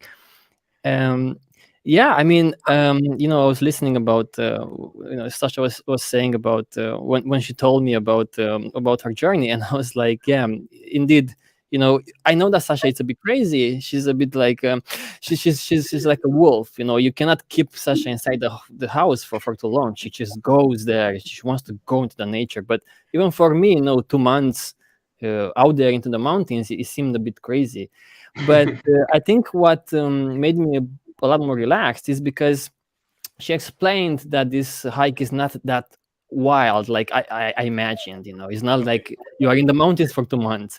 There are lots of towns, lots of villages, lots of shelters that from 20 to 30 kilometers or whatever you can get food and water and so forth. So because she explained to me in detail, she spent so much time like on this in these virtual maps trying to like put all kinds of like points there. I will stop here, this you can find water there. She did a lot of research, so that made me a lot more relaxed. Of course, I was like, okay, after all, it's your life, so you do what you love doing, and I will support you as much as I can. So I think that's something that you should understand about Sasha, because she's not like your average human. Sasha sometimes she just goes up here on the mountain. For me, that's kind of like a little trail or like an adventure. But for Sasha, she's like, I'm just going there for like two hours and I come back.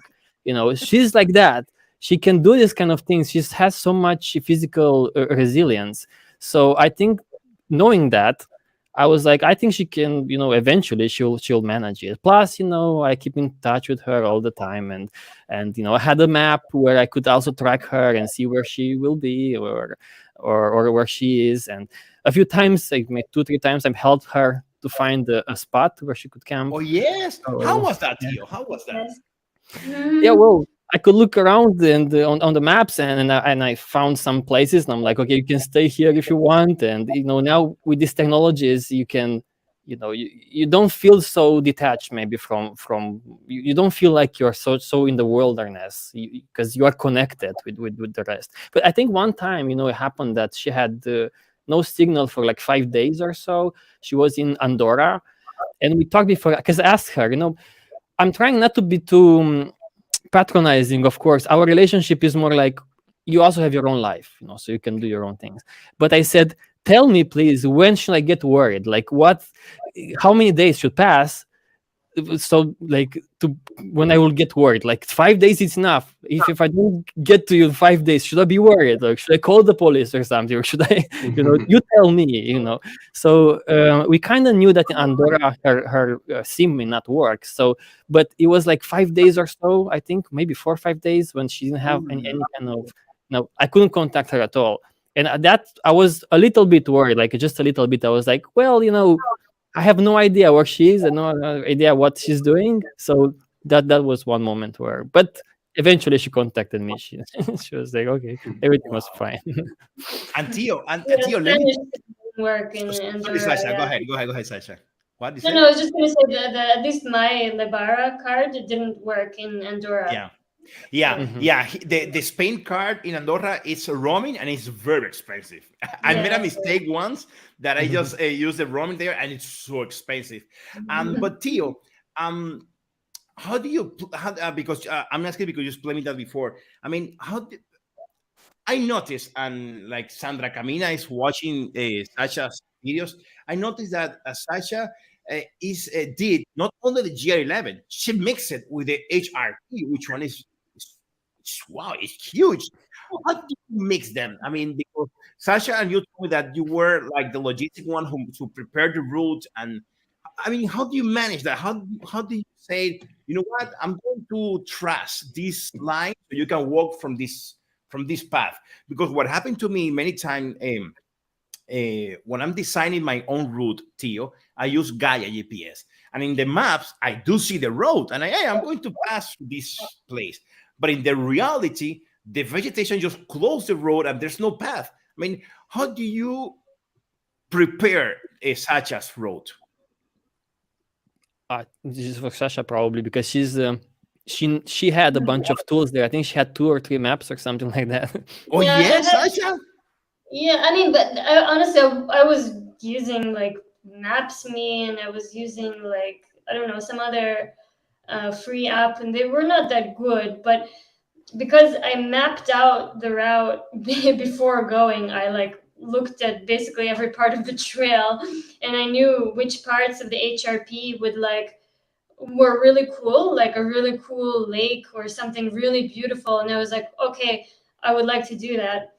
Okay. So I would diverge and take that part of the HRP, and then I knew that in 20 kilometers or 10 kilometers, however long, it would go back to the GR11. Okay. And then I go Yeah, back on the GR11, and then somewhere okay. else. I also did a bunch of variations like that, which are really nice.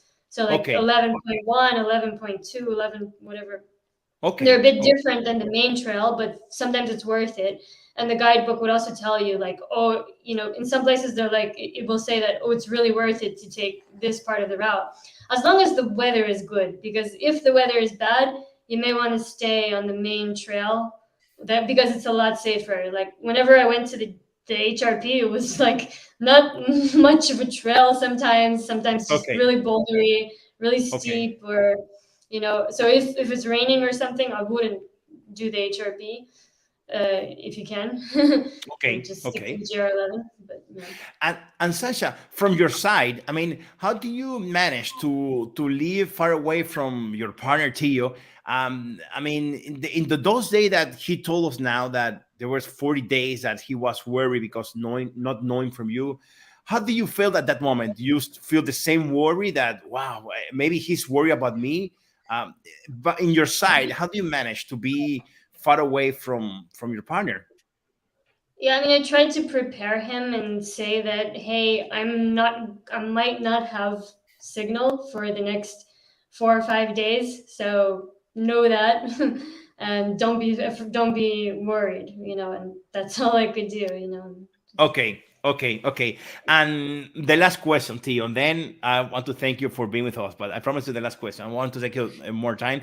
But Theo, how do you support Sasha in the past? Sorry, before the road, buying the equipment, recommending the clothes, because this is a very sweet part of the video that I said to myself, "Wow, man, this guy is so charmed that the first day that we were hiking alone, I think you were as per your words, you were carrying most of the weight, and you say, 'Hey, Sasha, what a moment!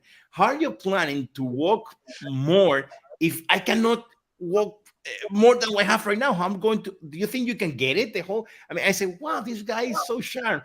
I mean, so my question is, Tio, how do you support Sasha in the past, recommending stuff to buy, clothes to put, equipment to make? Because you were the one filming her when she was showing the all the things that she's going to put in the site. I mean, how do you manage that moment, that beautiful moment?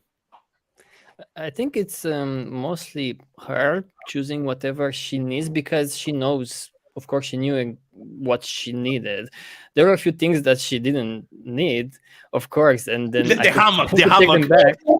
Actually, I was a bit surprised.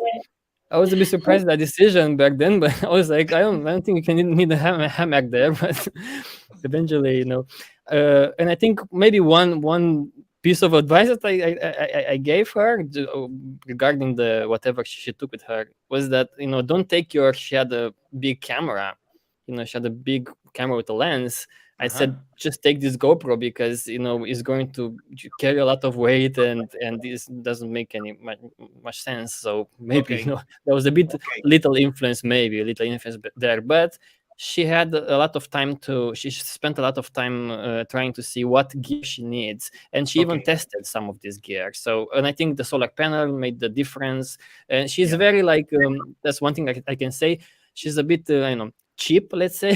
She doesn't want to spend money on stuff, and I'm more like, but just buy a solar panel is going to be very helpful, at least something. You're safer. So I had to push her a little bit with just a few things, just buy that.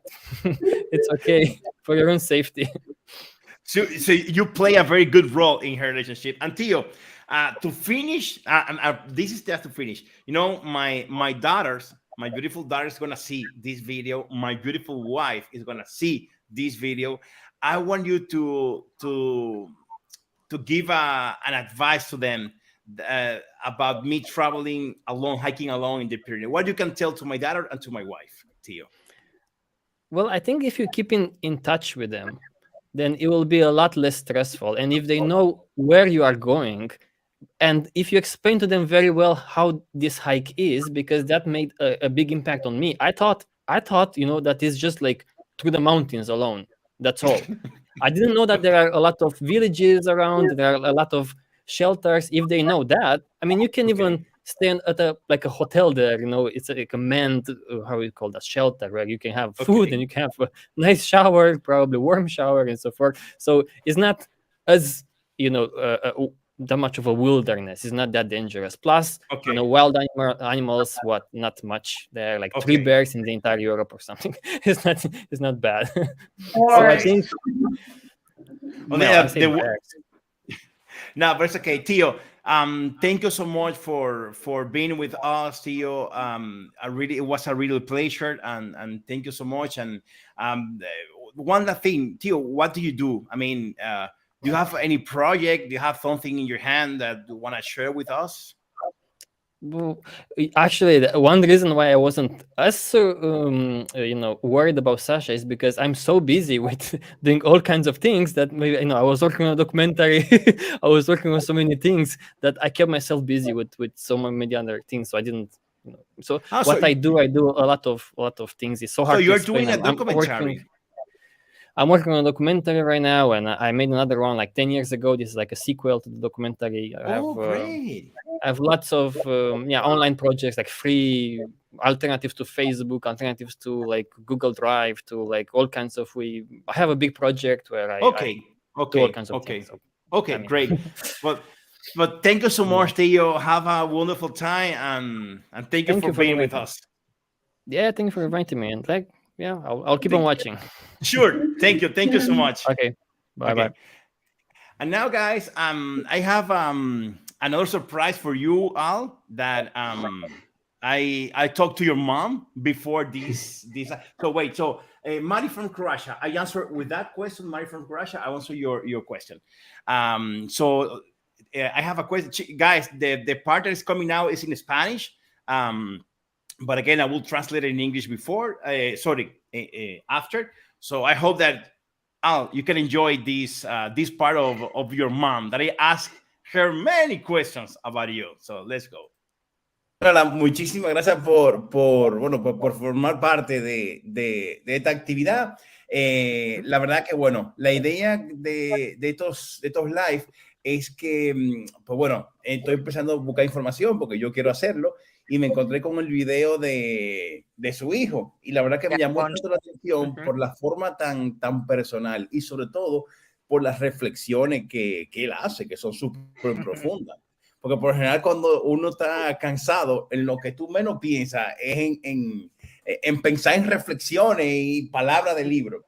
Pero bueno, hay ciertas cosas, Lola, que a mí, pues como madre, en el caso de mi esposa como esposa, en el caso de mi mamá en mi país, República Dominicana, pues también tan preocupado. Y bueno, pues qué más que preguntarle a usted directamente varias preguntas que le voy a hacer. Miren, la primera es que se lo voy traduciendo al castellano, como el programa inglés, pero se lo voy a traducir al castellano. La primera es, ¿qué usted podría decirme de la experiencia que tiene Alfonso, o sea, del punto de vista de como una madre, en el mundo de las actividades al aire libre? O sea, ¿cómo empezó esto? ¿De dónde nace esa pasión por él, de la montaña?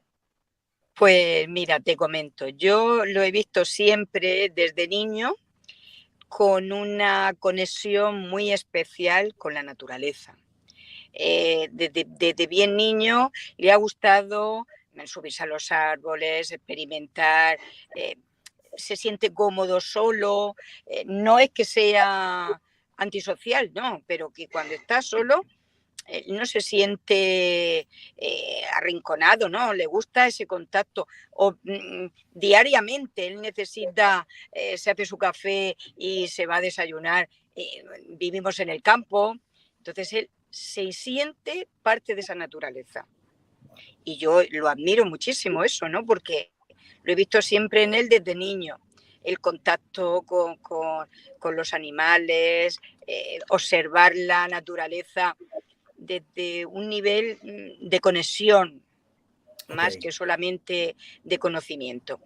Y bueno, pues esa parte que ya la lleva experimentando cada vez que conforme ha ido creciendo, pues ha estado más en contacto con la montaña, empezó con la escalada, me daba de alguna manera a mí más respeto el tema de la escalada, pues porque le sentía más el riesgo, él ha sido atrevido, no ha sido tampoco muy locuelo, ¿no? De no tomar precauciones y nada, pero sí le gusta el reto, la aventura, experimentar sobre todo. Siempre busca la experimentación. Y cierto es que yo veo que esa conexión que tiene, pues me parece muy bonita. Entonces, en todo momento intento pues que no sea yo la persona que de alguna manera limite o le frene en esa experiencia. Y claro, cuando él se iba de escalada, seguro que él iba y volvía ese mismo día a la casa, ¿verdad que sí? Generalmente sí, o fines de semana, si se iba con más amigos. Yo siempre procuraba solamente que me confirmara que iba con alguien. Claro, ¿no? claro. El irse, coger la bicicleta, irse por la montaña, siempre decía, ¿pero vas solo? Mi preocupación era eso, ante cualquier incidente, pues que no te corras el riesgo de estar, no sé dónde está, porque eso tampoco te lo comunica. Claro, es verdad. Esa parte de adolescente a mí me preocupaba, ¿no? Porque cuando le decía, ¿pero dónde vas? Por ahí. No te concretaba. Yo decía, ¿y si tengo que buscarte, dónde voy? Bah, me tienes que buscar. No. Él no ha visto nunca el peligro. Pero en este caso, doña Lola, ya él se fue que no sé cuántos días solo a la montaña. ¿Cómo te manejó? O sea, el hecho de que es de hecho la siguiente pregunta. ¿Cómo te sentía esa tiempo de espera? De esperar noticia de él, o sea, entre evento y evento, o sea, ok, tranqué con el Claro, teléfono sí, ahora. sí. ¿Cuándo Mira, volvías a pues ver? ¿Cómo se eso fue vive? una experiencia muy curiosa, yo creo que para ambos, ¿no? Porque en todo momento, claro, el que se tenía que poner en comunicación conmigo era él. Claro. A lo mejor yo podía haberle mandado algún mensaje, pero intentaba que fuera él el que demandara ese contacto. Lógicamente, cuando pasan 4 y 5 días, sabes que está en medio de los Pirineos, que es muy solitario y que puede encontrarse incluso un oso, o yo qué sé, algún peligro, ¿no? Intento no pensar en el peligro y menos sufrir gratuitamente. Sufrir, eso sí Quiere es decir, verdad. sí, sí. Entonces, de esa manera confío mucho en que él es una persona prudente, que sabe valerse por sí mismo y que ante los peligros que le pudieran surgir, pues va a intentar hacerlo lo mejor posible. Pero, por No ejemplo, intento estar sufriendo, que le pasa, por ejemplo, a su padre. Su padre sufre la situación de lo que cree que le puede pasar y siempre en el miedo. Y yo pienso en ese momento en el disfrute que está viviendo él. a mí me dijo Alfonso un día que su papá le Sí, dijo, pero mi hijo, yo no puedo tener un hijo normal, no puedo sí, tener alguien claro. normal. Para su tranquilidad, pues claro, Claro, cada uno intenta que afrontar esos miedos procurando que el otro no corra el riesgo que tú no correrías. claro, Eso claro. le hace sufrir, lo pasa muy mal, su padre lo pasa muy mal, porque él no sería capaz de hacer esa aventura. Y, Pero yo considero que mi hijo sí y la necesita. Y ya, entonces creo que como pues, se lo puede permitir, pues, hombre, todos los padres estamos más cómodos teniendo a nuestros familiares cercanos en una zona de confort, ¿no? es verdad, como Pero una burbujita. yo admiro esa valentía que él tiene y sé y conecto con ese disfrute de lo que realmente él se siente un alma libre. No, libre. Se Y por integra con la ejemplo, naturaleza y yo eso me parece precioso. Es verdad que yo paso momentos de intranquilidad en determinado momento, pero no dejo que mi mente me alarme y me haga sufrir. Con esa intranquilidad que usted puede llegar a sentir entre llamada y llamada, ¿alguna vez en lo que él tuvo fuera, cuando él llamó, le dijo en algún momento, tuviste todo tiempo sin llamar? O sea, No, jamás, no, o sea, jamás. que nunca Él transmitió. sabe que yo lo tengo en el pensamiento, las Bueno, 24 bueno, horas del día, qué bueno. pero nunca se lo transmito a él cuando consigo hablar con él. Cuando consigo hablar con él, lo primero que me centro es en que él es el que lleva mucho tiempo solo y necesita conectar con alguien cercano que le escuche, Claro, claro, pero claro, que le es escuche correcto. yo sus inquietudes, no las Claro, mías. Yo estoy claro. en casa. Y por ejemplo, ¿le pasó que en algún momento él le dijera, mami o mamá, como le diga, Sí, me toca mañana subir algo muy complicado que no sé si sí, puede? ¿En algún momento le comentó eso? sí, sí, sí, sí. Sí, Eh, pero yo confío en su prudencia y sé que él sabe dosificar sabe dónde están sus fuerzas, sabe cómo... Mira, lo más preocupante de esta situación, mientras estaba realizando ese viaje, son los momentos de soledad, oh, sí, los claro, claro. bajones, ese bajón donde te cuestionas, él se cuestiona, continúo, me retiro, Sí, es ahí verdad. es cuando yo intento de alguna manera el que él sepa conscientemente que puede en cualquier momento decir, oye, pues mira, me retiro y ya lo continuaré, Es verdad, es verdad. pero no soy yo la que forzo a ello. O sea que entonces usted le dio soporte antes del viaje. ¿Cómo es cuando él le dice, mami, Siempre. tengo esto en Bueno, mente y voy a hacer? ¿Cómo fue ese momento? piensa que el viaje cuando me lo planteó se iba a China. Él quería hacer la ruta de la seda. Mira, gracias. Oh, madre. Claro, de pronto tú te planteas que efectivamente salir de Europa es mucho más complejo. Claro. Y saber que puede, pues, que se enfrenta a mucho más peligro, más riesgo, y que no es tan fácil en el momento en que ocurra cualquier situación que decida volver fácilmente. Claro. ¿Vale? Es Pero esa verdad. parte, pues no me anticipo a sufrir. De ese momento yo me planteo, y él te lo puede decir, yo le decía, cuando su padre me llamaba, sin saber él hasta dónde iba a llegar, pero bueno, pero ¿por qué no le quitas de la cabeza esa idea y tal? Digo, de momento, la bicicleta está todavía en casa y él aquí. Claro, es verdad. Hasta el Buen punto. momento que decidió salir. En el momento que él decide salir, yo me despido y durante el camino, todo el trayecto que él va siguiendo, yo voy diciéndome a mí misma, bueno, pero todavía está en España. Bueno, pues todavía está en Europa. Pues todavía está cercano. Pues hacia donde él va, hay aeropuertos cercanos. Si tengo que recurrir el tener que ir a por él o que él tenga que volver, todavía está. Y así voy. Ahora, Pero voy etapa por etapa. Pero la veo que usted es muy positiva, pero dígame la verdad, ¿en algún momento se puso nerviosa por, por él, en algún momento de la ruta? O sea, hay aunque vídeos. usted no se lo dijera, aunque usted no se lo dijera, pero en algún momento se lo comentó.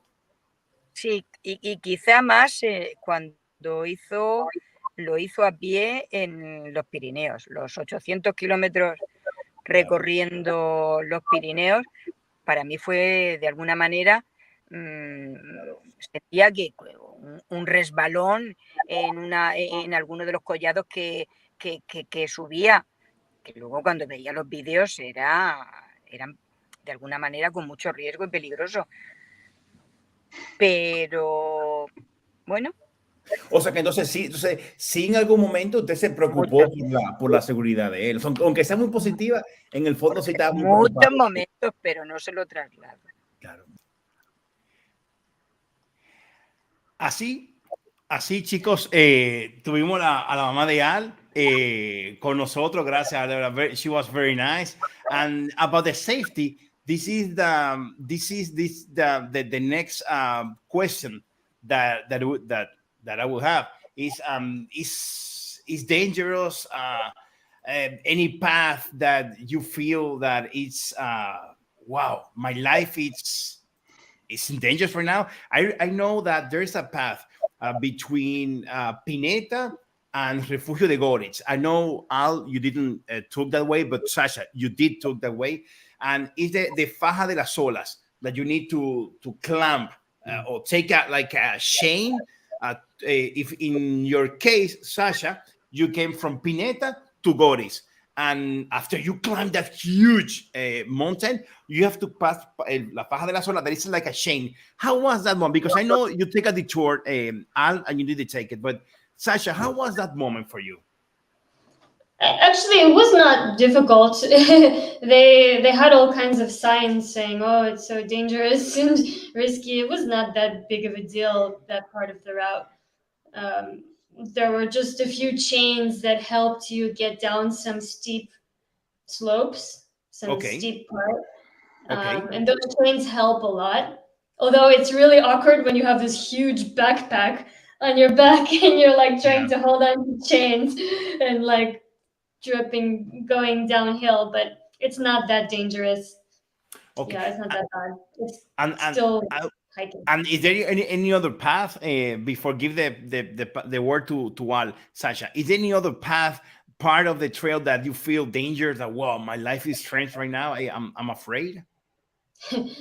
I felt in danger when there were boars fighting outside of my tent in the middle of the night, and I was alone.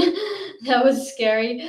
And also sleeping in a lightning storm in your tent also was a little bit I saw that part of your video. Yeah, I saw that part of your video. And how do you manage when you're in the middle of a storm? How do you manage? I saw a video from Meli del Pirineo that he was climbing a mountain also, and he went into the middle of a electrical storm. In that case, how do you manage that night? you turn off the devices for the magnetic, electric magnetic, for example. But what do you think at the moment? Wow, that's gonna be my last night. I mean, how do you manage? It's actually an interesting thing because before doing this hike, I never was like afraid of lightning storms because I thought like that the chance of lightning striking you is so small that it's Okay. insignificant. But for some reason, as I was hiking and Tio started putting it in my head that I should be afraid of lightning storms while sleeping in a tent, then I started to become more afraid. And then when I got to Andorra, I think the video you saw, I just luckily one night went into a free refuge, and during that night there was the biggest lightning thunderstorm I've seen in my life, and it took down a bunch of really huge trees that fell all over the trail, and it was a huge storm. After that, when I came out from that refuge in the morning, I was terrified, thinking, what if I was in a tent in that storm that I saw last night? And from that day on, I was always kind of afraid of being caught in a storm because that storm came out of nowhere. It was like a beautiful sunny day, and then all of a sudden it was just crazy. So from that day on, I kind of started kind of strategically trying to place my tent somewhere where like not right next to the biggest tree, but then not in the middle of a field or something like that, somewhere where I would be more or less safe if there was a storm. And there were a few nights, for example, where I knew a storm was coming and I had to sleep in my tent. So I tried to find places that were around rocks, around big boulders, so I can be like protected a bit from them. I don't know if that's the right thing to do, No, but great. you Yeah, can for probably sure. look Great up more advice. information how to be safest, in a lightning storm because it could happen. Well, no, but great advice. Great advice. Yeah, I saw that part of the video, and we will discuss about that. And what about you, Al? Is any moment on the path and the road that you feel in danger, that your life was threatening, that something that can happen to you? For me, in any place, in one place, I feel danger is to up at the Tebarrai call, no? Okay. Because the problem is the back, no is the route. No, the route is easy, but when you have a big bag, it's difficult to move in the mountain, no? Okay. And Yeah, this is this, what Sasha said before. Yeah. Yeah. in this case, there are a little paso, Okay. no, Okay. with Yeah. a cable. Okay. It's only a moment that I think that if fall, I fall many meters. Wow. Wow. Yeah, you say that also, Sasha, in one part of your video in the Faja de la Sola. Yeah, I can imagine now. Yeah. That was. And and the and what about the storm, Al? Do you have any problem with the thunderstorm, with the Yes, lightning? but no look like the Sasha storms. Okay. What do you think, Al, about what Sasha did? That she put in the like a boulder far away from the trees, not in the middle of the field. Do you think those were a great advice? It's difficult in the light storms because many people have one recommended, no? Yeah. One thing, Yeah. and Yes. when Yes. you stay at the moment, Yeah. you don't think, no? You it's crazy, no? Yeah, it's true. Yeah, it's true. Yeah, it's very difficult. It's very difficult. And going to the next question, what is now that you ended the road, how what do you think you should choose better in your backpack that you haven't choose, or what do you take out something that you know what? To make it simple, the question should be, Al, I'm gonna start with you. Al, now that you know what to bring, what's your ideal backpack to do the GR11? Repeat, please. Yes, sure. ¿Cuál sería tu mochila ideal para hacer el GR11? Ahora que tú sabes ya qué no llevar. No me digas, yo dejaría esto. No. ¿Qué es lo que tú dijeras? Ok, yo me llevaría tan. All the bag? Yeah, No? in the pack. Yeah. Your kitchen things, but what else? What your Yes, the ideal kitchen, the tent. But the difference, if you want to film, I have a drone, cameras, and the important is the tent, the food, and many a good jacket, and I don't know. Yeah, but it's very funny, Al, because you mentioned that one night. Sasha mentioned that one night. Mentioned the same thing. Is one night it was very cold, and the both of you said, "I'm going to put all this sweater, this pants, these socks." You look like wow, I don't know what the Michelin dummy with all the years. In your case, all the clothing side of you. So they both say the same thing. So. So you say that the most important for you is your tent, your kitchen stuff, your sleeping bag, and your clothes. So Yes. you not the drone, not all the things that it doesn't matter really, right? Yes, the most important for me is that, and it's a minimal living, no? Yeah, a minimal living. And what about you, Sasha? What's your ideal backpack? So I made a video about all of the gear that I brought. We are going to that. Yeah. Pretty much everything that I said in there for me was pretty important. Also, water filter. If you're talking about actual, individual things, but kind of all of the things that I had in the video. But an important thing probably is the backpack itself. So, Okay. Al, you said you had back problems. You had pain in your back. Yes, one day, Al, you say my back hurt a lot. You say that, Al, one day. Que te dolía mucho la espalda. Yes. Yeah. I never had any back pain.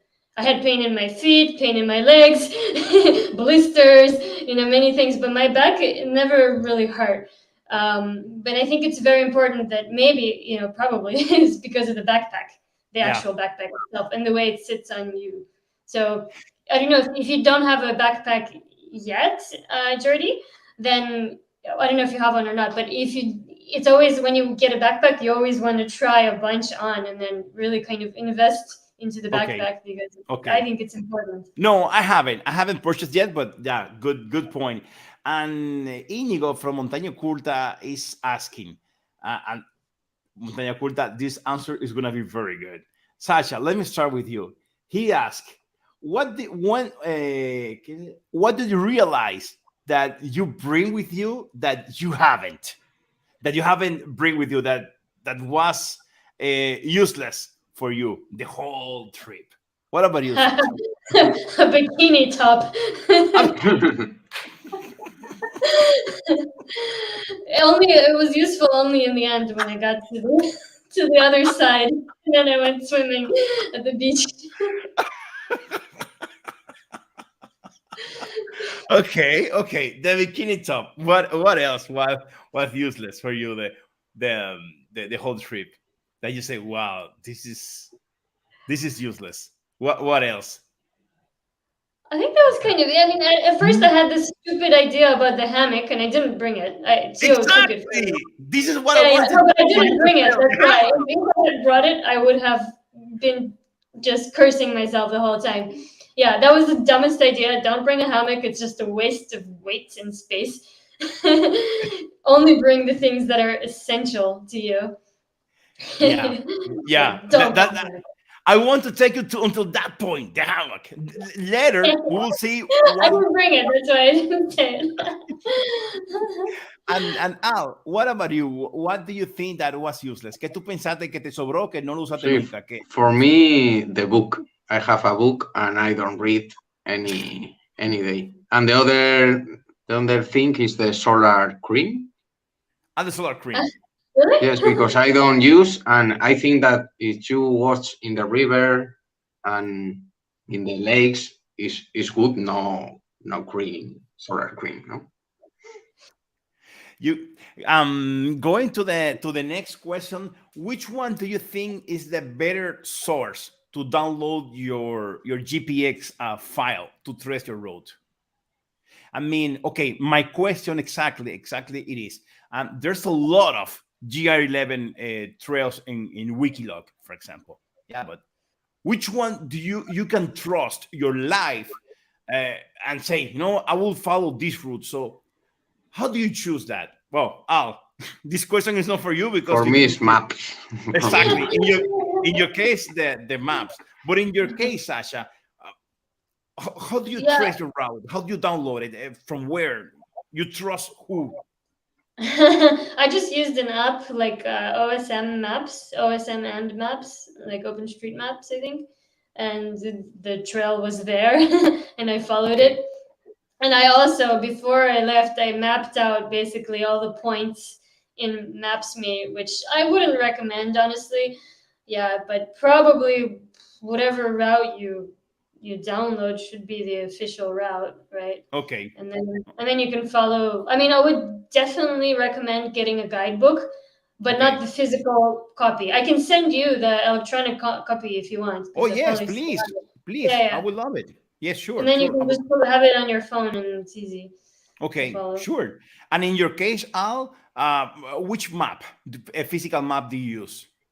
Yes, I buy the maps is separate of Okay, states. from the Editorial Alpina. Yes. Okay, okay, perfect.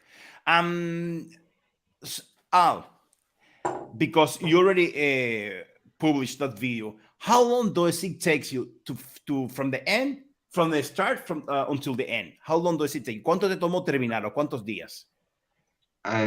For 54. 54, 54 Yes. days. Okay, and what Yes. about you, Sasha? How long does it take you? It took me 61 days.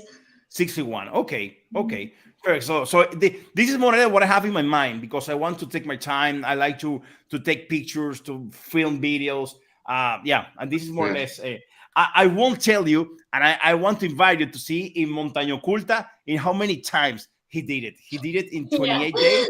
Yeah, because he did it in 28 days. Because he have a. I recommend you to see that video from Montaña Oculta. It's so good because at the end something happened in his video. It's like a movie. It's like a thrill movie, like a suspense movie. So I recommend you to see Montaña Oculta videos. Um, Here, what about animals? This is for me one of the scariest things for me because in my country, the Dominican Republic, we only have chickens, we have horses, cows, and that's all. But the first time I saw a wild boar was here in Catalonia. So tell me about the animals. One person says, no, there's no wolf. But if you search, if you type in YouTube, walking wolf in Valdenuria, you will see a video of a wolf in Valdenuria.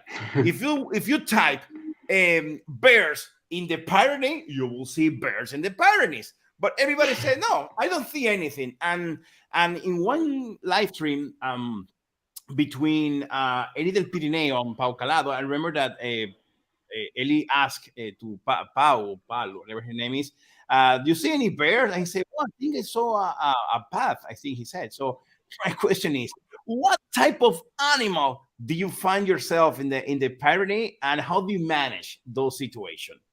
So now your turn, Sasha. How do you manage animal beside the um, wild? What happened to the wild?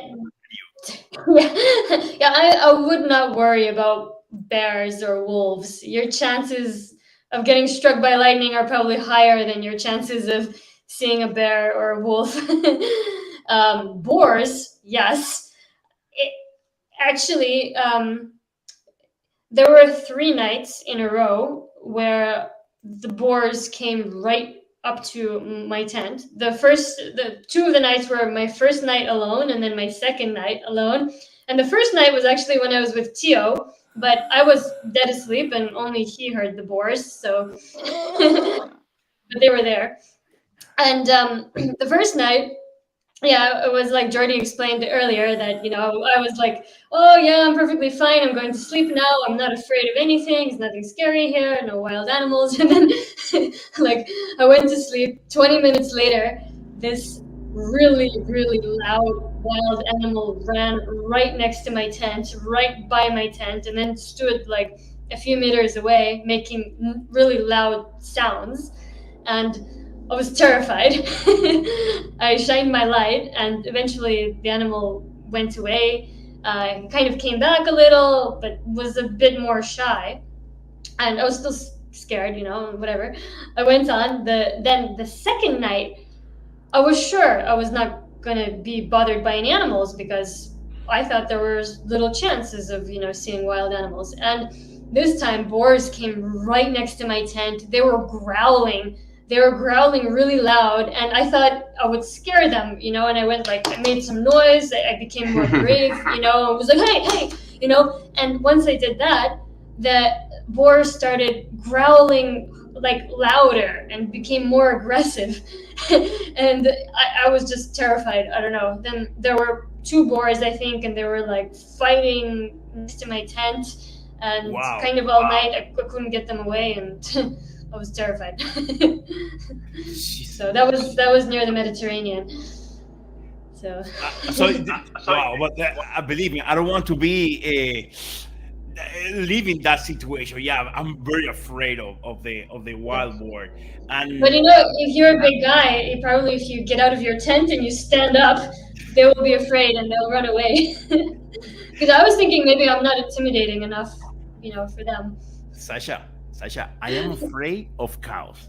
My wife is the one. If you see my last video that I published in YouTube, that we hike in the Alpines mountains, my wife is the one scaring all the cows and all that.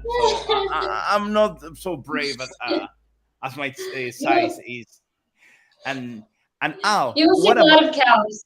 So yeah, I know. I saw your video. I saw that. I will see a lot of cows. Don't be afraid.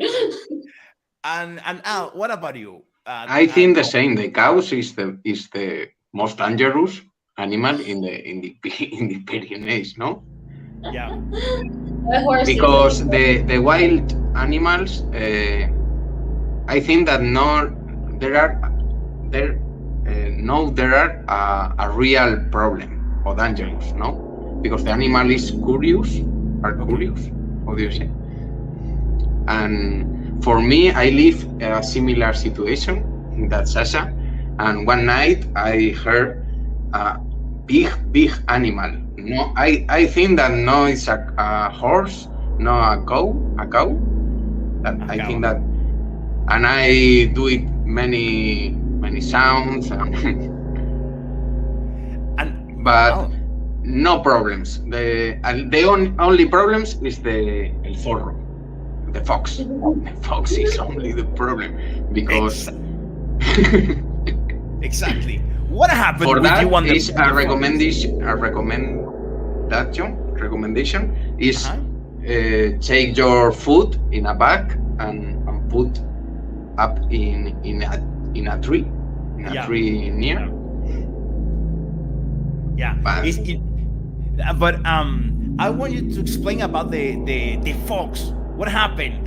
Because this is a very good story, but before let me say, Sasha, Sunday afternoon misadventures, that he's a follower from your channel and he commented your video. He said that you handled very well with the wild boars. Thank you so much Sunday afternoon for joining us. And Al, I want you to explain me how this appeared and what happened to your tent with the fox. But now you realize it was a fox, but at that moment, what do you think that happened to your food? What happened now? But this night I put my tent, and when I intro, I listen some people, but I think that one more people is take your tent near me. Okay. And when I sleeping, listen a big how do you say ruido? No? Yeah, noises. Yeah. Yes, but I don't understand. I think the other people want to molestarme. How do you say To bother molestar? you, yeah. Yes. To bother you. All the time, I think that there are more people, and the end of the history is no people. I listen You're the alone. You were river. alone. Yes, I listen the river or another noise, and you change for a people talking. No? Okay. It is. Okay. It's the alone. No, many time alone. And now the second time, I listen the same and put my tent. No. Okay. And I recognize or I see that the food is no. Was gone. There's no food. Yes. And I have all the night searching because it's my food and my cooking. Your cooking machine, stuff, yeah. no? Yes. Oh. And crazy all the night searching this one. Searching for it. Yes. But in the finish of the night, I found it. Wow. So your cooking pot basically and everything. It's still Well, yes, all my food and the cooking. bastard. That was close to the Atlantic. What? Fue cerca del Atlántico ese. No, it's in Isaba, in between Isaba, Zuriza. I don't remember where that is.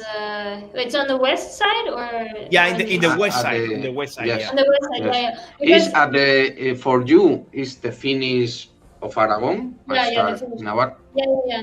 No, because it's an interesting thing. Because for me, I never had problem with foxes, but I met people along the way who I was crossing paths with, and they were all telling me about the foxes.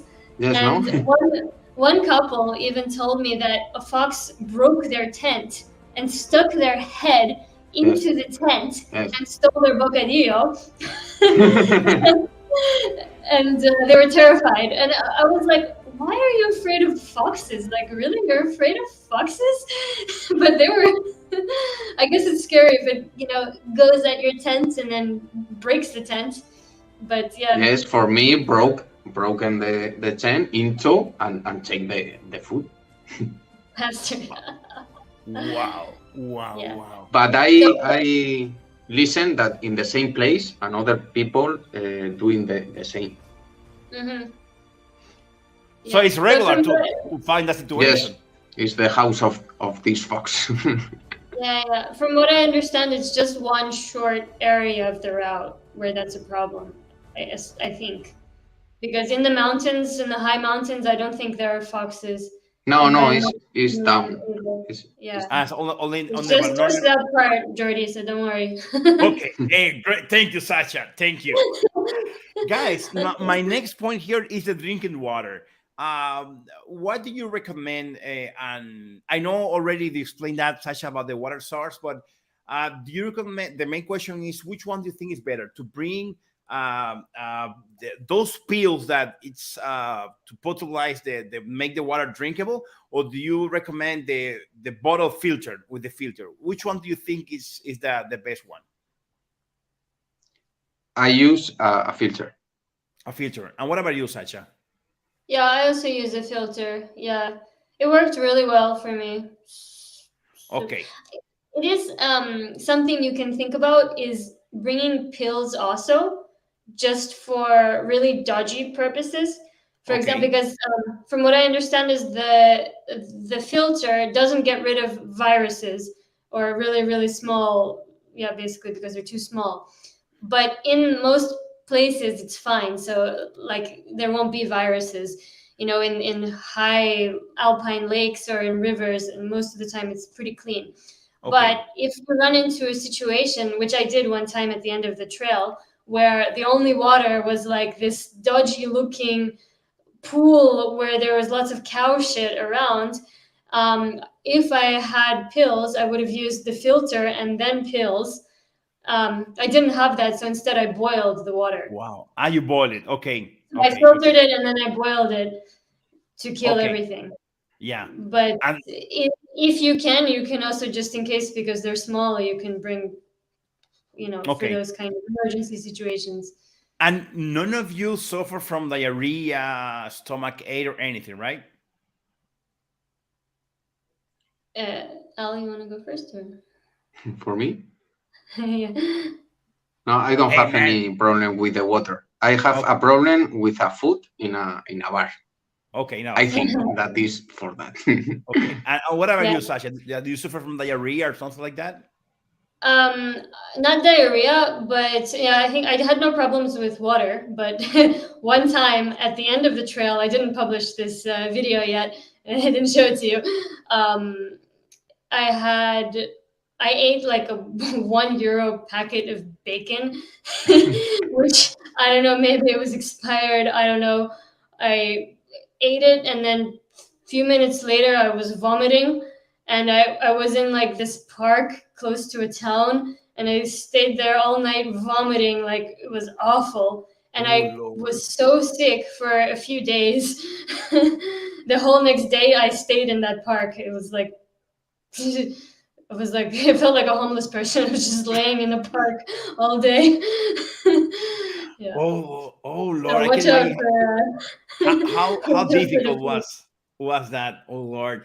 And Oh my god.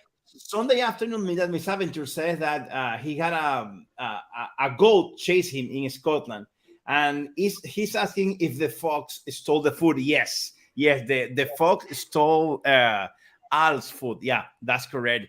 Guys, about the internet, you mentioned that there's no connection over there. That Tio mentioned that you spend like 4 or 5 days without a signal, so it's not normal to have signal over there, right? It depends on where. Yeah. Yeah, sometimes you have it, sometimes you don't. So even sometimes on top of some mountains, I had signal. But sometimes I didn't have it for, yeah, like 5 days or so. So Okay, okay, depends okay. on where. And now a personal question to both of you, because no one is talking about this. Well, Chase from Chase Mountain, he do speak about that. How is the pooping procedure?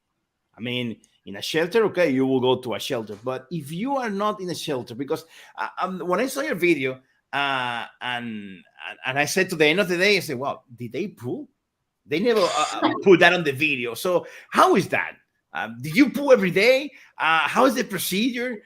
Because I'm very picky. I'm very picky with that topic, and I have no idea how to handle it. I mean, I need to then clean with baby wipes. I'm very picky. How is that? Al, what about you? How do you manage that? I don't. What is the pooping? Yeah, poop, hacer caca, hacer pupú. Ah, okay. Yeah, how do you do that? Do you do that Is every day, Paul? Al? when you travel alone in the nature, it is nature. And it's important that the paper to take and is your rubbish, no? Where, Al? The ¿En paper. dónde? ¿En dónde? Where safe the paper? Yeah, where you put the dirty paper? Where? If you say you have to bring your paper with you, where? In a bag, so in another bag with all the dirty or all the rubbish. Wow. For me, it's I learned with a Himalayist person. Yeah. And wow. No, Okay. it's normal for me. The normal for me, all my time before, yeah, is make a hole, yeah, and say, and no, yeah. So they dig a hole and then put some yes, ground on it again. But we think that the paper is biodegradable, no, but yeah. no, is really biodegradable. Okay. Yeah, I understand. It's for many years the same paper white in the mountain. Oh Lord. Okay, Sasha, what about you? How do you handle that? Yeah, so it's funny actually because yeah, you're right. It's something I didn't talk about, and I was thinking, should I talk about this? And then I was like, people don't want to hear about me taking a shit, right? So I No, but didn't. me, yes, because But this is something that is I think it's happening an and nobody's important. talking about that. But It's it's an a it's important topic if you yeah, really want to do the route. So for yeah. one, you definitely should take like a little shovel or something that you can dig a hole with, Okay. because you really should make a hole. I mean, it's really not nice if you just shit on the Yeah, ground and leave it there. So you yeah. should dig a hole. I had this pointless knife that I Your was point joking is about, knife. but Yeah, I saw it. yeah. So I used that instead of a shovel, and it actually worked really well to dig holes. And for me, actually, the pooping was always like the probably maybe one of the most challenging or annoying aspects of the whole hike, because yeah, for me, I also usually almost every day, usually every day, or at least every, yeah, usually every day I have to go. And you're like, I don't always have to go in the morning, but Yeah, sometimes, and it's always in the back of my mind, like, oh shit, when is it going to strike me? Because for me, during hiking, it was like, okay, when you have to go, okay, now you got to go. And sometimes you're exactly. not in a place where you can go. So then it's becomes a challenge to be like, oh fuck, like where am I gonna go take a shit? Yeah. And then you have to go off your track sometimes, into the forest somewhere, a bit further away from everybody, dig a hole. One time I dug a hole and then in an ant's nest. You can Yeah. imagine what that was like by accident, I only realized, when it was too late that there were ants everywhere. Oh Lord. Oh Yeah, so Lord, Sasha.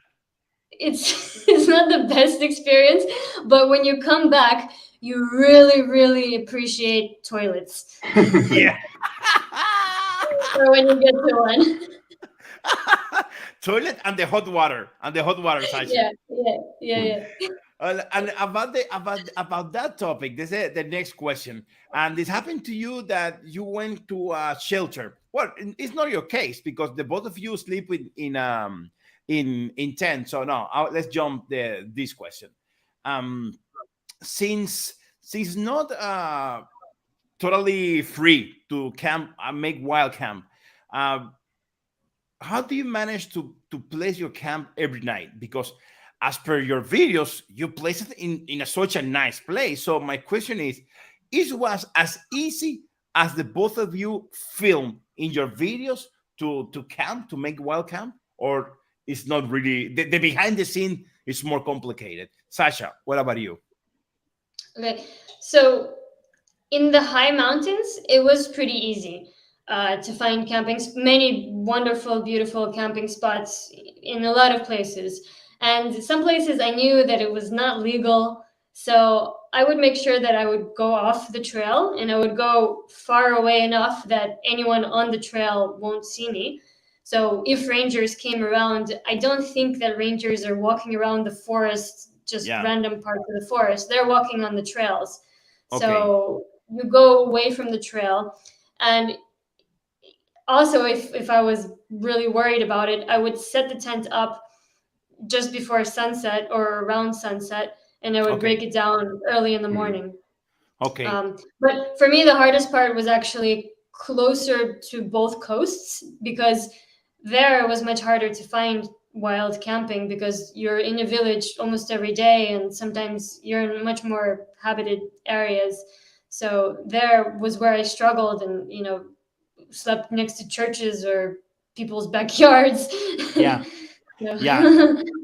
Yeah, like happened to you that you enter in many places in. Yeah, yeah, I know. And what about you, Al? ¿Fue tan fácil poner la tienda de campaña como aparece en tus videos? It's the same that Sasa told. Is in the high mountain is very easy. There are many Okay. many places, but near the town I hide no, Okay. and Okay. no is very easy. No is very easy because you want a flat, Okay. flat floor, Mm-hmm. and Yeah, of course. To be more no comfortable, you no have to is do it. one person thing in all the place, but all the place now is the best place for Okay. I got it. So, as I resume, it's not as easy as appears in your video to place the tent every day. No, it's easy, and it's No, very a hard work. it's a hard All work. the days is a tired, no tired. Are you agree with that, Sasha? Yeah, sometimes you really have that in your mind, like, where am I gonna sleep tonight? Oh shit, it's getting dark. But Yeah, yeah, I no, can imagine. in the high mountains, easy. On the coasts, not that easy. It's not Not so as easy. easy. And guys, Not what about super difficult, but yeah. the temperature? How's the weather, Sasha, during the day and during the night? Because anyone who's gonna be doing the year 11, most of them are in the summer. So you can imagine, yeah, it's hot because your videos during the day you appear like sweating, but then in the night you appear with a lot of clothes. So how's the temperature, Sasha? Let's go with you. How's the temperature in over there during the day and during the night? Yeah, so you have to be prepared for both really, really hot weather and close to freezing, I would say, because I Okay. think some nights in the high mountains it was close to freezing. The important thing is your sleeping bag. So mine has a comfort level of, I think, up to -4 or something. Wow. And I'm not sure if that's accurate because it was a cheap sleeping bag. I don't know, but that's what it says. That's what it claims. It's pretty fluffy. And there were a few nights where, yeah, I put all of my clothes on in my sleeping bag. I put, a fleece, a fluffy jacket. I had a rain jacket, had two pairs of leggings, and I was still cold, and I could Wow. just barely go to sleep. Wow. So one thing we used to do in Siberia sometimes is put an emergency blanket, even if it's not an emergency, put it over the top of your sleeping bag. It Okay. can also Okay. help. But you should also, if you have an emergency blanket, you can also carry two. You can keep one, two for not emergencies, but times where it's just cold, and then keep Exactly. one wrapped up for in case you need it in an emergency. For an emergency. Okay. And what about you, Al? How's the weather during the day and during the night? Yes, at the day I do it in the summer. No, Okay. at the day is very hot. Some days it's very hot, and Okay. when at the night very cool. So is it the two extreme temperatures over there? Yes, and for sleep I have the bag and how do you say the mummy is the name is the mummy for the sleeping bag. Oh It's no, I Yeah, didn't another know. bag. It's a Oh, V bag. V bag okay. for the back. No. Okay. I know. I didn't know that exists. Oh, great. Good to know. What? No, que no sabía que existía. Mira, bueno saberlo. No sabía. Yes, it look like the manta térmica, Okay. but for the sleeping bag. Okay. Oh, great. Okay. Sunday afternoon, Mr. Adventure says, ants. Yes, Sasha have problem with the ants. Yeah, that's correct. And he's asking, did you ever get in trouble for camping? Okay. He says, this is a very good one. Do you anytime get in trouble by camping in a private area that you should be camping there? Did someone knock your door? Hey, you are in a private area. Move. Does it happen to you once? For Sasha. me, Sasha, no, whatever. Go okay. ahead. Yeah. Go ahead. Go ahead. For me, only one night I sleep in a proper. No, I don't have any problem. Okay. But even if you slept in a private property. Okay. yes, Okay. no, I don't have any problem. Any problem? What about you, Sasha?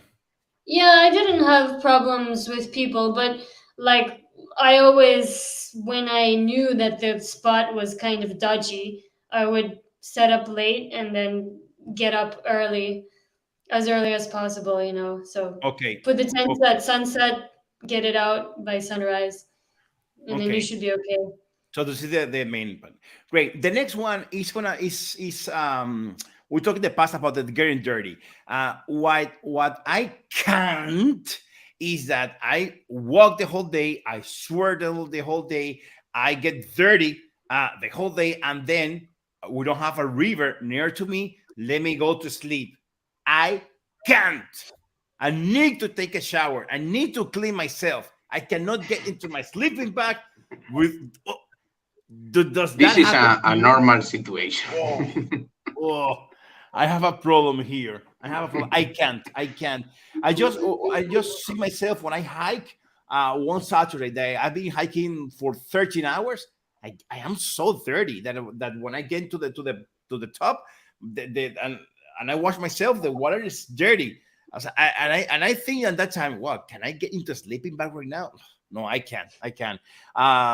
Sasha, how do you manage that situation? Did that happen to you? I think yes. Yeah, so I mean, we talked about that earlier, right? So I won't repeat myself about camping Yeah, next to yeah, rivers and yeah. No, washing. yeah, yes, yes. But there's places that there's no river close. But there are usually you can get water, right? Because you will have to get water for drinking and for eating. So whenever I'm planning to camp, even if I camp somewhere that's not right next to a water source, I bring an extra big bottle of water with me, an extra 1.5 liters. Okay, I fill it up and I use that to wash myself before okay, I go to sleep. okay, So okay. You got the situation. What about you, Al? You in your case, because in part of your video you said I have 5 days. We have having a shower. Wow, I can't. I can. But When anyway, I stay in the mountain, for me, no, oh it's a no, problem. I can. I have this In this my house, is different. No. yeah. No, I can. But anyway, let's see But how I Jordan, can you handle don't it. have to, because look, I didn't do that. So you can take a bottle and wash yourself. Sasha, I'm quite big.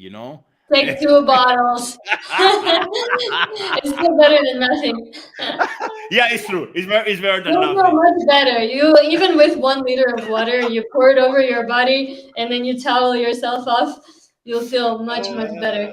Oh, that's so good. And you don't Al, have to use soap. You can just go with water. You'll feel clean. I have to be honest, Sasha. I have to study more that topic to see how would manage that. I'm I'm very picky with that. But anyway, the next question about the budget. Al, I'm going to start with you. How much do you? I mean, don't tell. Just tell me the amount. How much was your budget? How much do you spend the whole trip? I mean, and this is what from Brazil was asking Shazam, from buying your stuff, your tent, your sweater, everything, traveling, your food, everything. How much was your budget? Everything. Yeah, just to have an idea. For 2 months, Yeah, and the material, yeah. no material. Material, your food, travel, everything. For me, the material I have all, and for Okay, food, so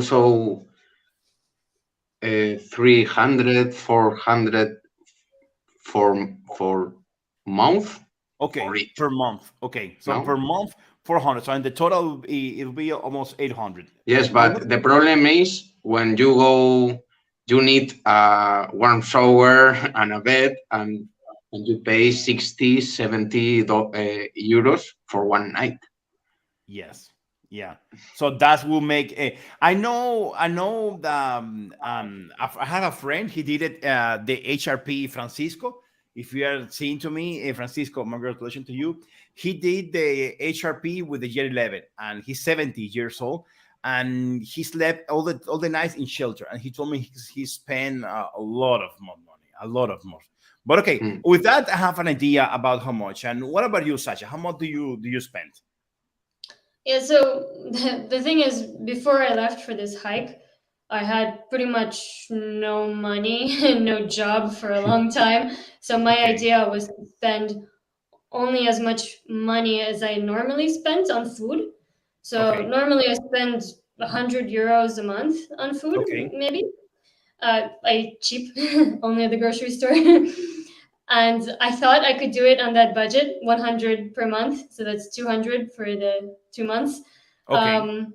I realized I was wrong at some point, maybe around Andorra, when I realized like I couldn't do the hike without Nutella and chorizo and gummy bears and things that I don't normally eat.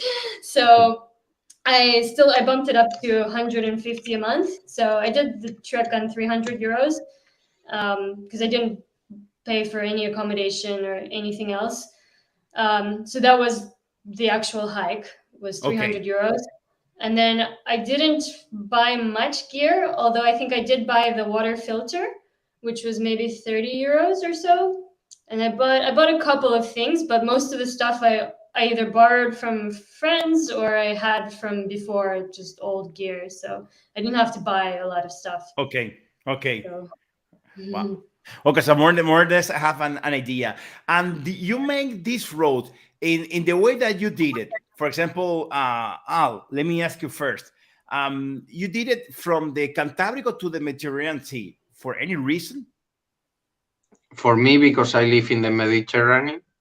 Okay, and you want to end near to your house. And what about you? I want to I want to do it. O sea, quería hacer la Transpirenaica. Okay. Sobre todo por ir a la zona de Navarra y.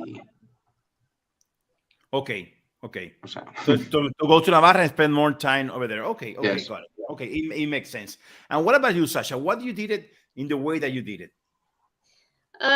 Well, I started in the east side because I was living there, or I'm living there, close to there. So I had Tio's family just drop me off there because it's close to, Okay. it's not far from them. Okay. So that was the main reason. But I will also say some benefits maybe about going east to west and maybe the other way around.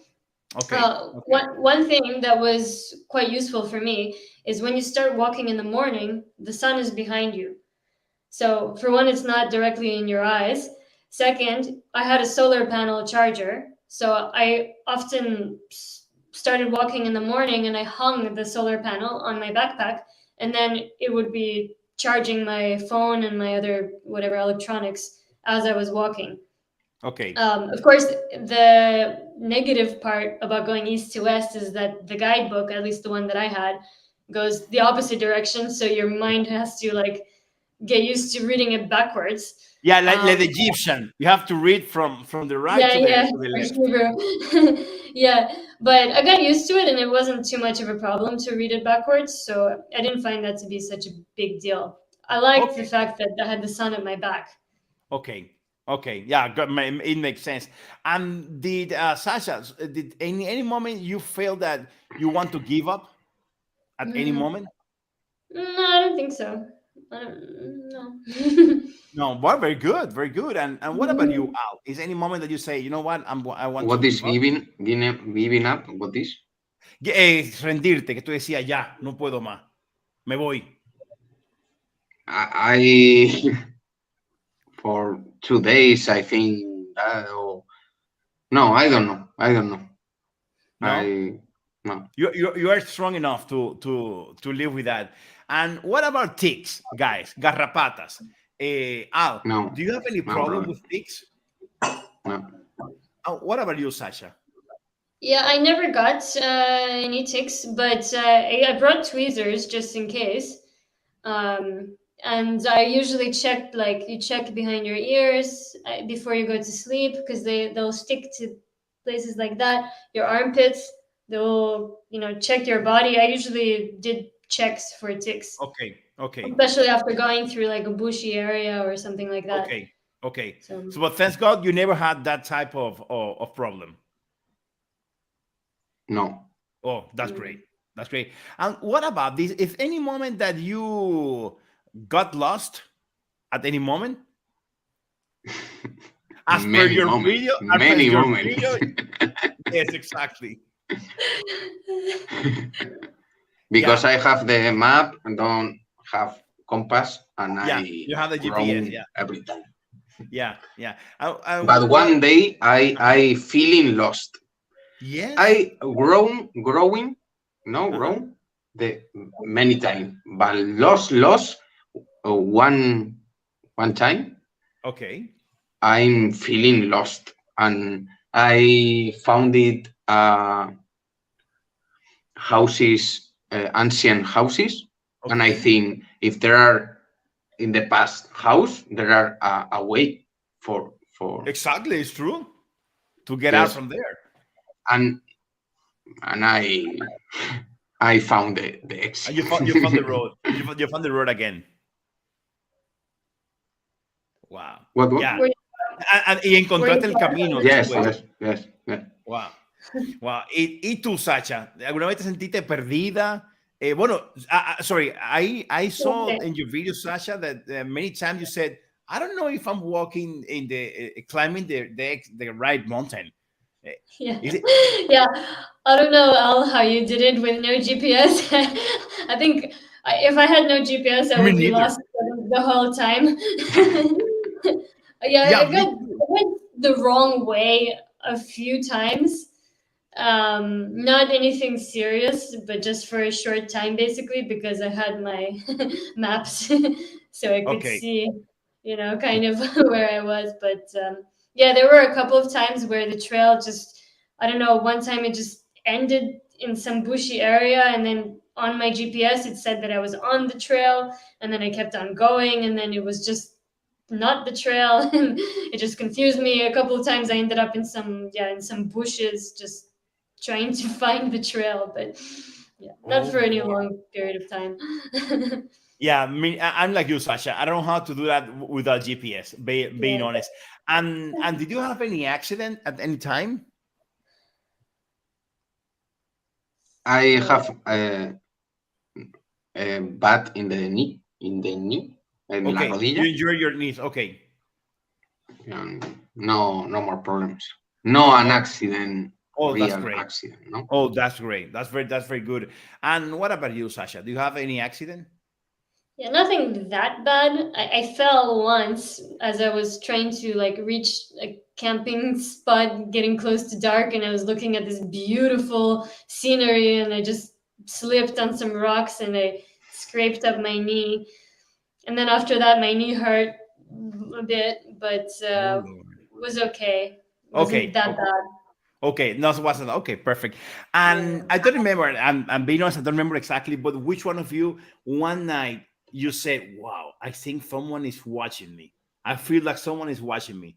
I don't remember which one of you, but how is the night? How is to camp in the night? How is when you turn off that camera, you turn off your light, and you are completely dark, surrounded by the nature? Nature, I mean, mountain, lake, river. But I don't know. How is that feeling? That someone is looking at you, a ghost, an ovni, I don't know, whatever, a monster, whatever. How's that feeling? Sasha, you. Um, yeah, I never felt like someone was watching me. So I didn't have that scary feeling. Usually at the end of the night, you're so exhausted that I just can't wait to like cook my food, eat And my go to sleep. food, be in my tent. Yeah, yeah, and do whatever I was doing, and then just go. I passed out really fast. I went to sleep Okay. really easily. So So you don't have usually time. it was okay. You don't have the time to start thinking about that. And and what about you, Al? Do you are, you get scared? Te dio miedo algún día por la noche que alguien te estaba viendo o algún animal te veía? No, but the feeling of the night when you is in the mountain in the nature, the Okay. nature is get up. No, I Okay. think that in the night don't sleep anything. So all the no Okay. corridors, Okay. but So no that scary. No. okay. Now this question, this one, because we already explained about this, is about the tip for woman. Sasha, this is for you. And for this, I have a very great video from Sasha. Let me see, where did I put it? Wait, Sasha, because this is very good, and it's very nice that you mentioned that, Sasha, because the truth is that the reality that there's a woman doing the GR11. Yeah, this is something very, very natural. Let me get this video because it's so good. Let me see, where did I put the Sasha, can you explain a little bit how the menstrual topic it is when you are hiking? Yeah, I mean, of course, it's never a pleasant experience, but especially when you're out in nature, because at least for me, I get a lot of pain and it's not comfortable, you know. So, I mean, one thing I would say for women is bring tampons and not pads because you'll be sweating like crazy.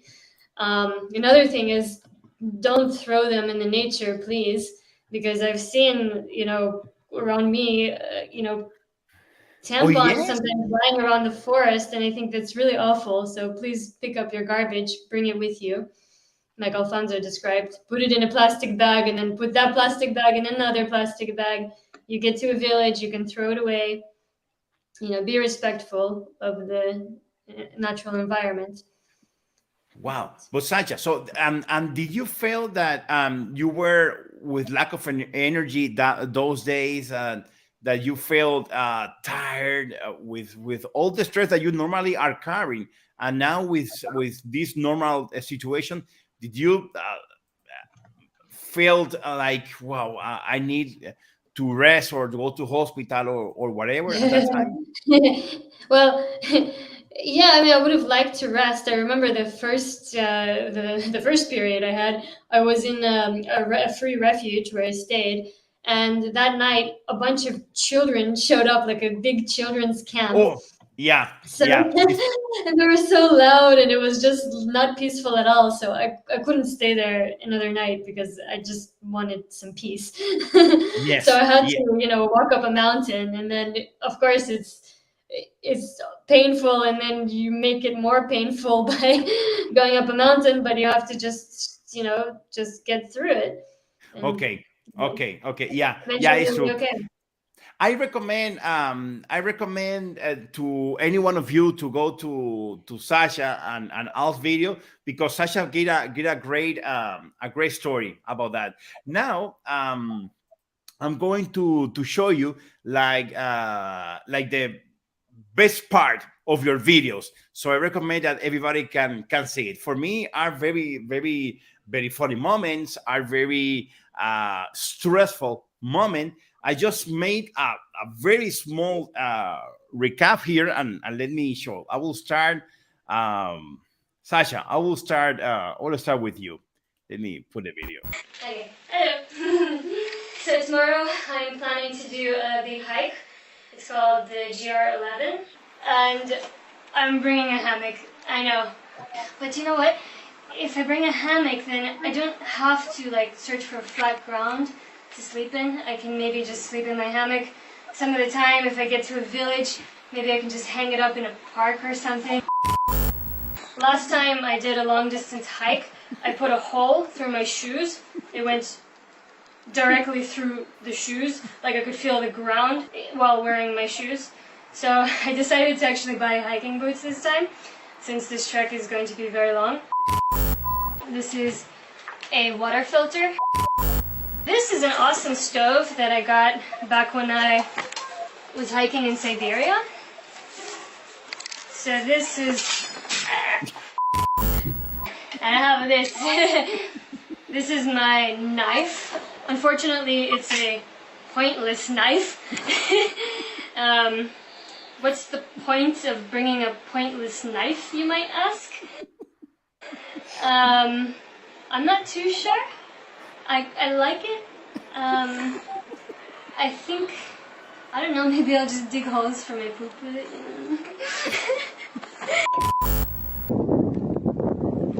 This one is very good from Theo. This one is very good. Sasha, hold on. Tell me, please, how are you going to do 800 or 1,000 kilometers. When I personally, for how long did we walk? Like 15 kilometers so far, 20, let's say maximum. I feel like I will not be able to go more than one more day. How are we going to do it? Well, I'll take out some stuff out of my anti-gravity backpack because the anti-gravity, What's the problem, Sasha? my right, small toe hurts a little bit. I think it's because of these shitty socks. And this fucking thing, yeah. Don't take cheap, shitty socks that belong to someone else. Okay, Sasha. Tell me your last thoughts before we move apart and you have to go to the other side of Spain. What do you think? Will you make it? Honestly, I don't know if I'll make it or not. Bunch.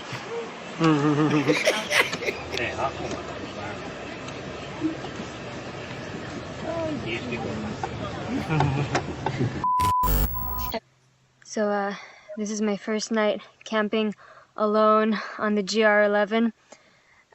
Feel pretty good. I found a really great camping spot. It's so beautiful. Yeah. I'm not really afraid of much of anything. Spain is pretty safe generally. There aren't any really scary wild animals here. The only thing is maybe boars, but you know, the Spaniards make jamon out of them.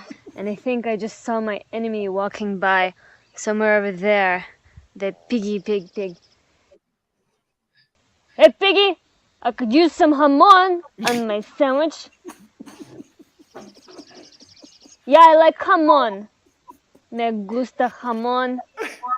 Yeah, I don't know. It doesn't probably understand Spanish or English. I can't believe that I even considered bringing a hammock.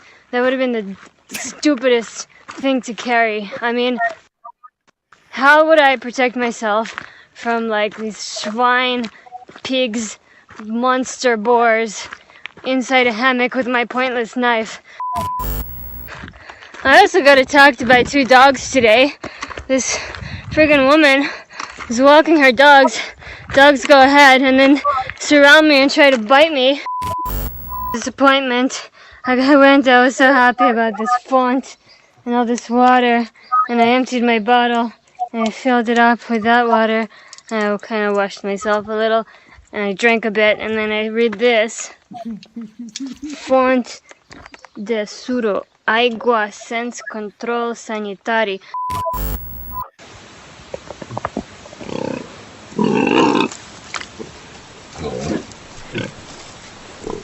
Oh Lord, Sasha. And I fell asleep, and like 20 minutes later, 2 monster pigs came right next to my tent. One thing that I'm learning on this trip is how to manage my water. I was looking for some fresh water to drink from and wash myself, and I found this dead boar. Oh, it's a pretty big lizard compared to the size of that snake. So everything in Albania was closed, but luckily there's a campground pretty close to Albania, and they have a nice little cafe. The people were super nice. I got to charge my stuff.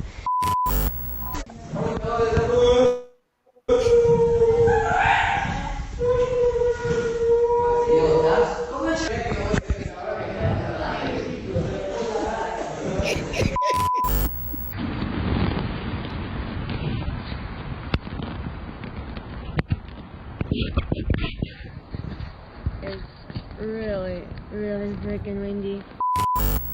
I made it to Pic de Rapis, I think, and I'm in a cloud. Look at that.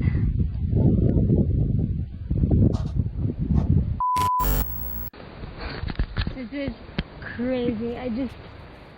I don't know, the trail is supposed to be here. There's no other way to go. I have to go through all of this stuff. I just went through a ton of it. And most of the stuff freaking stings or hurts in one way or another. So I have to literally freaking bushwhacking now. My toe, my foot. There's like 4 blisters, 5 blisters there. There's one there. Look, this little pinky toe, the entire thing. Okay, horses, you will not eat my chorizo. No chorizo for you. They all want my food. I know it. No cow. I got the stick. Some camping gas. Someone left some tomato puree. I might take that if it's not open. And then here, it's so dark. It's a bit creepy, so. Alright, and That's the part, 6 a.m. I Sasha, made it where to thank my God you slept destination. inside there. This Oh, yeah. is Yeah. Refugee de Fontvert. So It's safe. I'm just leaving the refuge now. It's a beautiful day. I got super lucky last night. At night there was this crazy thunderstorm. This may have happened last night. It's a big tree. Huh. You see, the problem is, when you're in the grocery store, you don't really think about the fact that you have to carry all the stuff you buy up a mountain. Yeah, and then once you start carrying the stuff, then you remember, like, oh, why am I doing this? Right when you think you've neared the top of the mountain, there's like a whole other piece of a mountain to climb. But I didn't expect there to be lots of dogs. When I first came here, there were 2 girls and 1 dog. Then 2 more girls came, and just now 2 guys came with 2 dogs.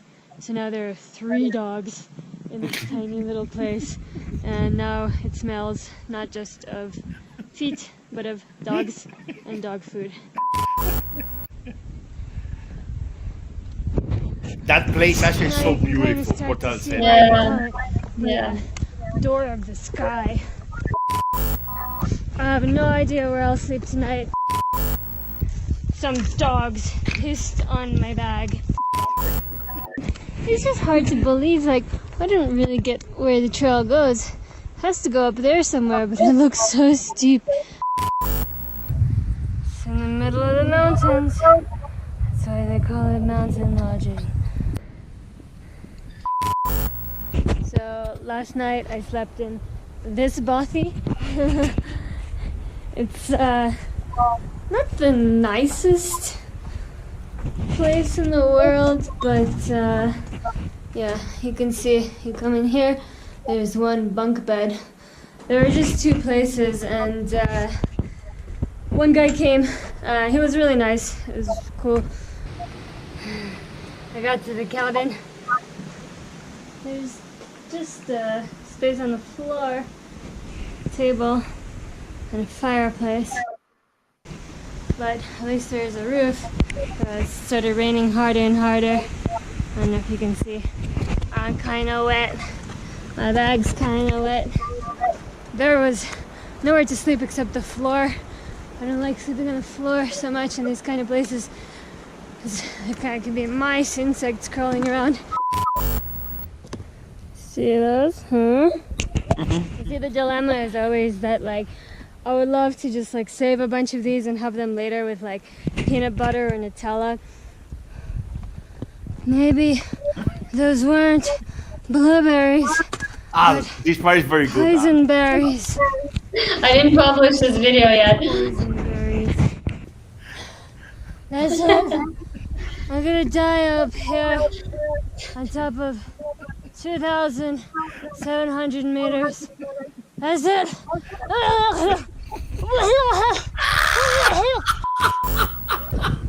Looks like I'm hiking in a cloud today. It's a bit of a shame because I'm gonna climb a really tall mountain and I probably won't see anything. Those people finally left, so I got to wash myself and some of my clothes. Alright, so I'm pretty happy about this spot. That's the storm night, Sasha. Well, you have the storm. Here. The lightning. Yeah, I know. The storm. I don't know if it's hell, but it's just really loud.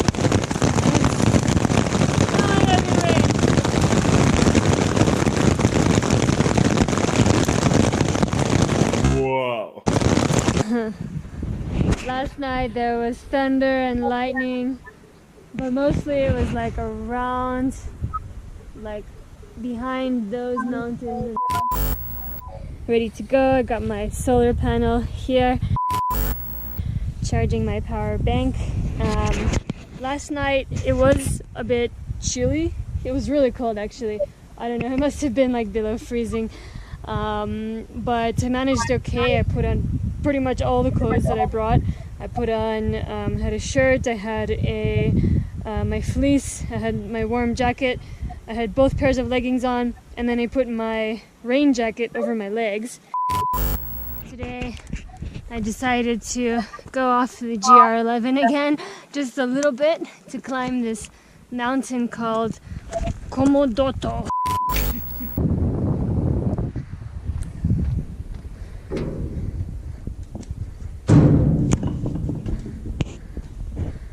It's actually pretty cool in here.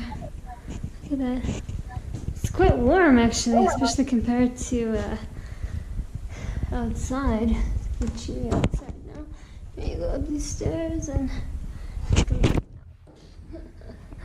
can lay, maybe fit like 4 or so people up here.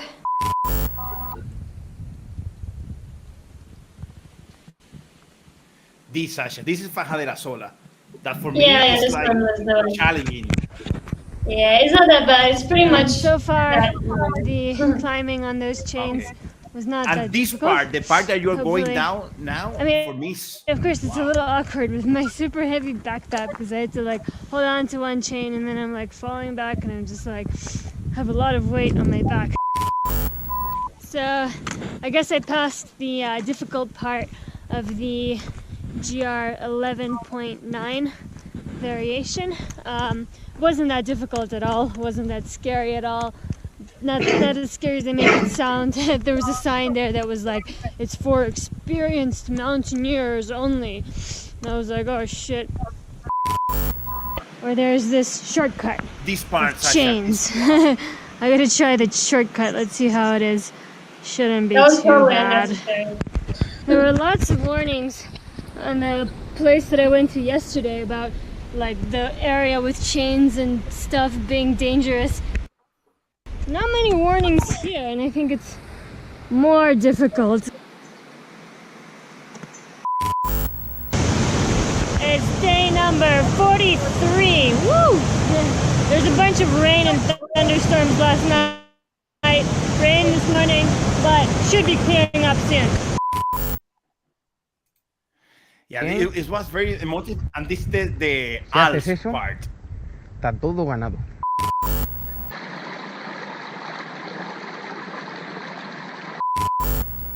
Y eso es lo que se va haciendo duro, la parte psicológica.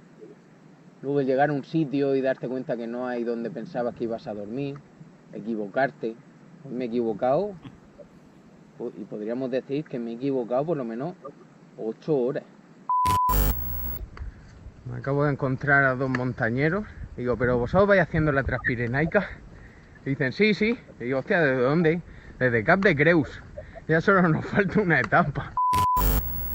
La verdad es que es duro y lo que estaba pensando es que lo chulo de esto es que al final es que es una dureza continuada durante muchos días. Con menuda liada. Si era plano el sitio, pero madre mía, estoy durmiendo encima de un charco. Oh, that water was so dirty.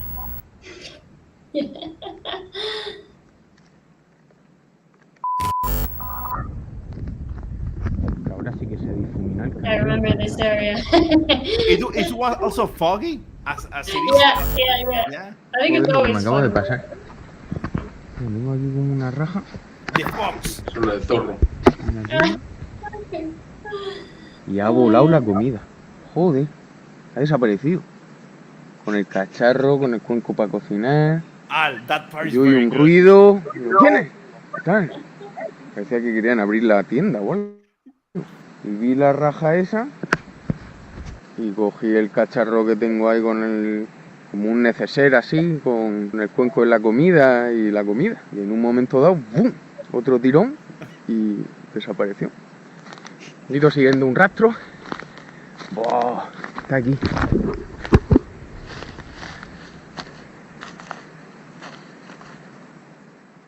Se han comido toda la sopa. Madre mía, qué desastre. Oh my God. Bueno, la verdad que he tenido un poco una liada con la comida. Primero porque hace 2 días, con lo de los zorros, el ataque ese, me quedé sin comida. Un auténtico ejemplo de ideal montañero, de bellísima persona. Me regaló también una bola, o por lo menos me la dejó, para poder quitarme las contracturas del dolor de la rodilla.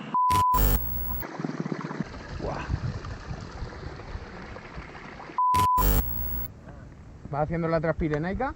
Sí. Bueno,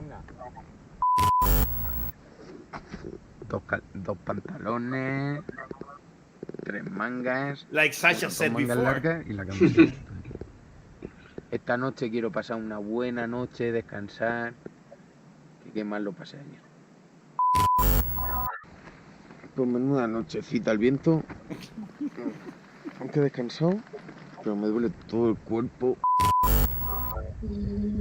Joder, qué mal. La peor cuesta de los 15 días de la travesía. A ver si hago bien el atajo este de las tuberías.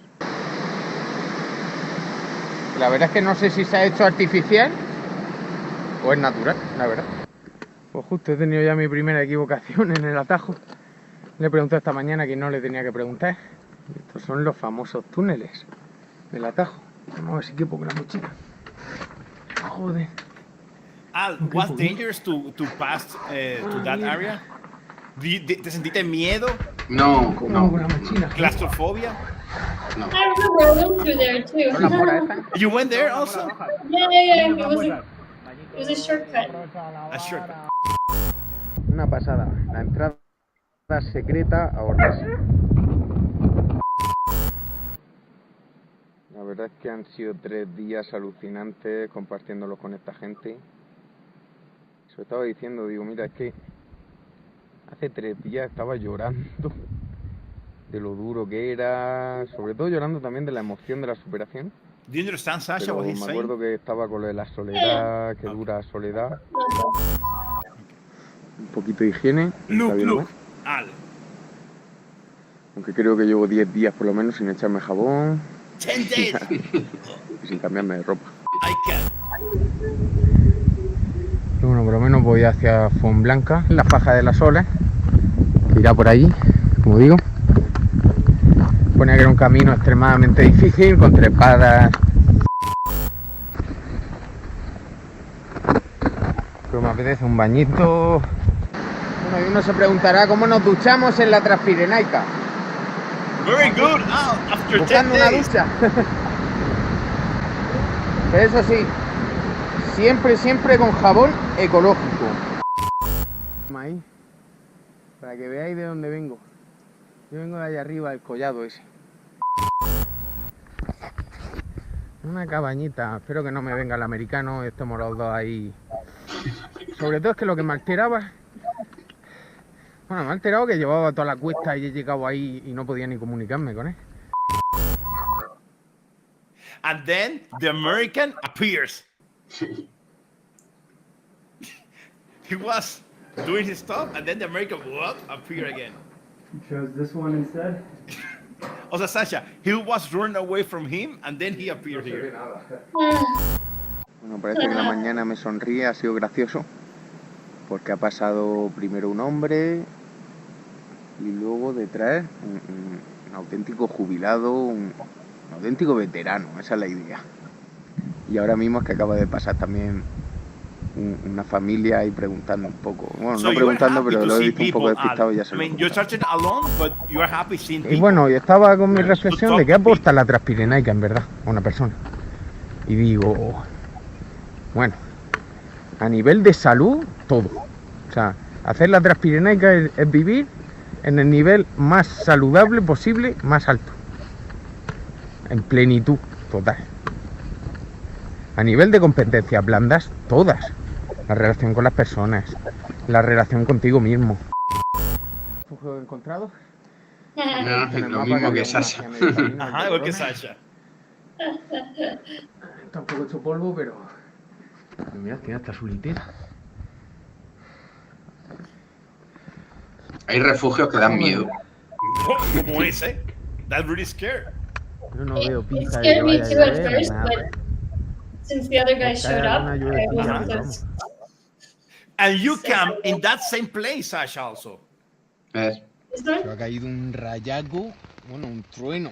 Y me he cagado. Es que se ha puesto a apretar, la verdad. Ahora flojea un poquillo. Pero justo apretado, ha pegado el trueno, digo, madre mía, como se me rompa la tienda. A ver qué hago yo.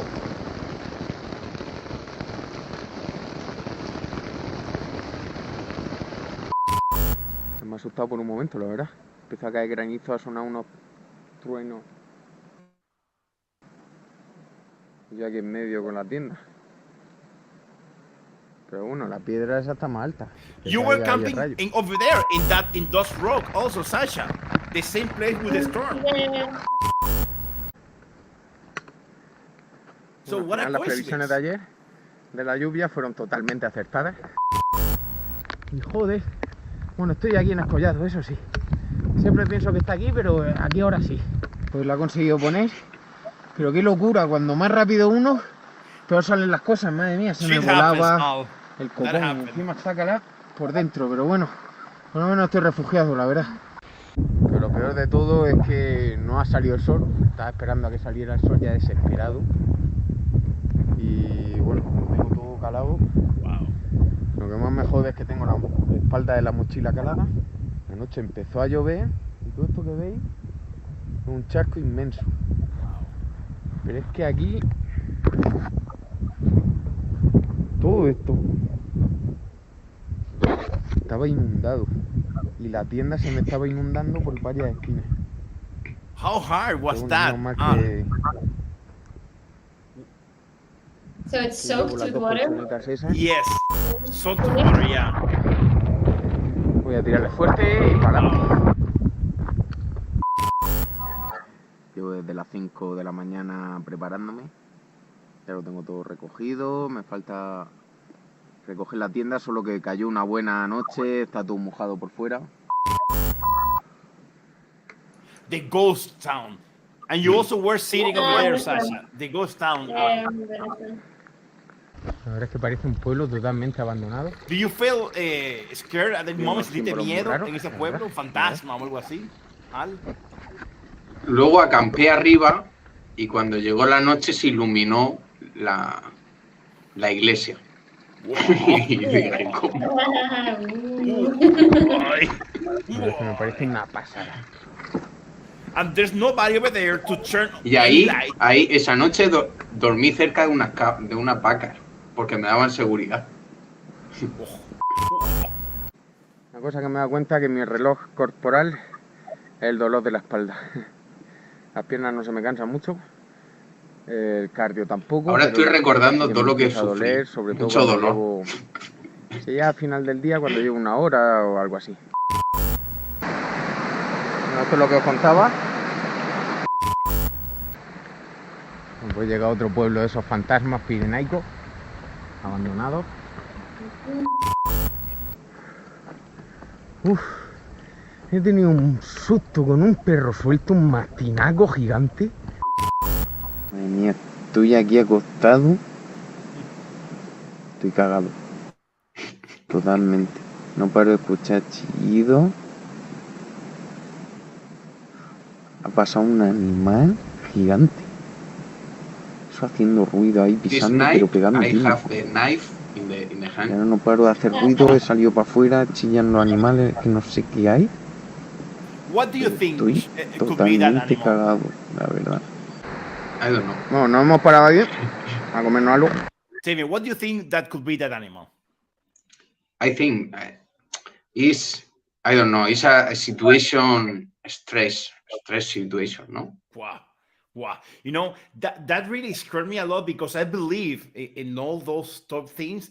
And I don't know if you understand, Sasha, what he said before, that when he was crossing the ghosty town, he crossed the town because he didn't want to sleep over there. He camped upper in a mountain upper. And in the night, he saw the town and he saw that the church, the light of the church was on or was lighted, right? Like a kind of light. But it was a ghosty town. Nobody turned anything there. Whoa. I believe in ghosts and all that. You should stop believing in ghosts if you want to do this trail. Oh my God, Sasha. They're gonna help you. Oh my God, that's another tip that you will give me. Okay, very good. It's not gonna help you to sleep in a tent alone at night. Later, I will ask you what the name of those ghosty towns, so I can make a detour and not to cross it. Okay, let's continue.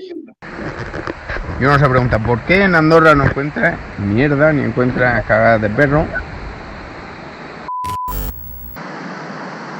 Sasha, you slept also over there. In one of your videos at the beginning, you slept over there. Lluvio. Where it is right now. Madre mía.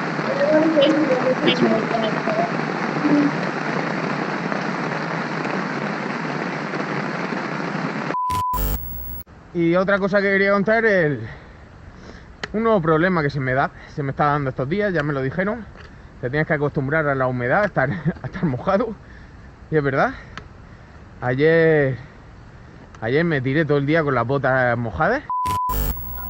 Ayer el petirrojo me lo anunció.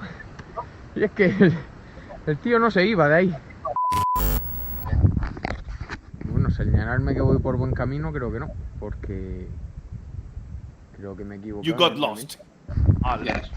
Bueno, señalarme It's the que voy por normal. buen camino, creo que no. Porque Like Sasha said, how you can do it without GPS? Oh, hostia, me estoy yendo súper lejos. the fox. I don't like the fox. Looks cute. But they like you me, you know? They like your food. Yeah, and it's not normal because they're very scared. They're very scared. It's not normal. This one is used to probably people feeding it. Are a bad animal. They're so cute. Yeah. But it's very nice. Estoy cansado. Ya lo pensaba yo. Digo, estoy cansado de estar cansado. Cansado de tener que estar subiendo collados. For me, the night Cansado is de very pasar bad frío, for de the que me pain. duela todo. Many pain in all Cansado the de body. estar solo. Up It's to you. pain. Yeah, I can I don't know. imagine. Did you try to take Cansado. melatonin to sleep better? No. No. And what about you, Cansado Sasha? hasta Did you lo más try profundo. melatonin? No, I in the beginning of the trail, I stretched a lot because my Okay. legs were in a lot of pain. Okay. Oh, qué bicharraco. I think later I was okay. Okay. La verdad es que la vaca sigue ahí y estoy un poco cagadete. So you were also afraid of the cow. The cow is the problem. Me parece que esta mañana me voy a tener que retrasar un poco para So, salir. Me levanto What a I las 5 understand is como cualquier this mañana. is He desayunado y todo, pero all your trail cayendo was la- raining all the time. Oh, Así que me Sasha he has metido a otra great vez en el day, saco. great time, but you were raining, Pues me he perdido del copón. raining and lost. This is the loss. Subiendo The por very Ah, this is loss. the lost. el Okay. salto de Yes. Nuria ese de mierda. I very cabreado, Encontré mal. unas casas Estaba mal. abandonadas. You're very angry. Y he Yeah, I pensado que can para hear llegar a you. las casas por lo menos habría un camino en algún momento, que lo acabo de encontrar. Pero joder, perdido, lloviéndome. Está cayendo una que da Again. miedo, la verdad. Está empapando la tienda por dentro. Wow, the water inside out. Ya veréis los rayos encima. Se ilumina toda la tienda. No sé si me explico. Es como si esto, tú ves un palo así, tú dices, pues todo lo que está escrito para este lado es que va para allá. Cataluña está muy Puesto mal para acá, indicada. está para acá, Yeah. pero no. Estaba puesto Yeah, para allá it's- y en un solo cartel para un lado y para otro. So you got lost again in Llevo Catalonia. todo el día prácticamente yendo por un bosque súper tenebroso. Ahora el único problema es que no sé si voy por el GR10, por el 11, por el Otra 7. equivocación. Última noche transpirenaica. Esa noche fue la que más miedo pasé. This is my scary night. Yeah. Because I think that how do you say hechicero o un mago? A witch. A witch. Yeah, a witch. A ghost witch because it's a funeral. Yeah, a tradition, funeral ancient tomb. funeral, no? Yes, exactly, a ancient tomb. Like someone's Wow. grave, that shelter. No, exactly, Sasha. That's what in the prehistoric. That's where they buried the chief of the tribu, and he slept inside the tomb. Wow. Yes, Oh, yes. shit. Why did you sleep there? Wow, you are Al Jones, the Indiana Jones. You are Al Jones for sure. Because, yeah, it's very scary. And I finished in the sea, not in the Cap de Creus. Yeah, in Janssen, right? Llegué. Llegué al mar. For por me, the fin. important is go to the sea. Went to the sea to meet the sea from Yes. one to one. From one to one. Yeah, the truth is that it's very beautiful. I want to. We just got to the end. I want to thank you so much for everybody that is still with us. And thank you so much, Art and Sasha, for all the help that you just bring to me. It's been almost 4 hours of this life, and for me it's like 10 minutes. It has been that's mean two things: that it was a great company and that we spent a great time together. So I really want to thank you, the both of you, and I want to invite you to let's meet again when Sasha published her last video. I really want to make again to talk to Sasha about the end. So Sasha, thank you so much. Al, thank you so much. In my case, that I am a dad of 2 daughters, and I have a beautiful wife and a sister and a mom. I really admire you, Sasha, as a female. That all the strengths that you put on it.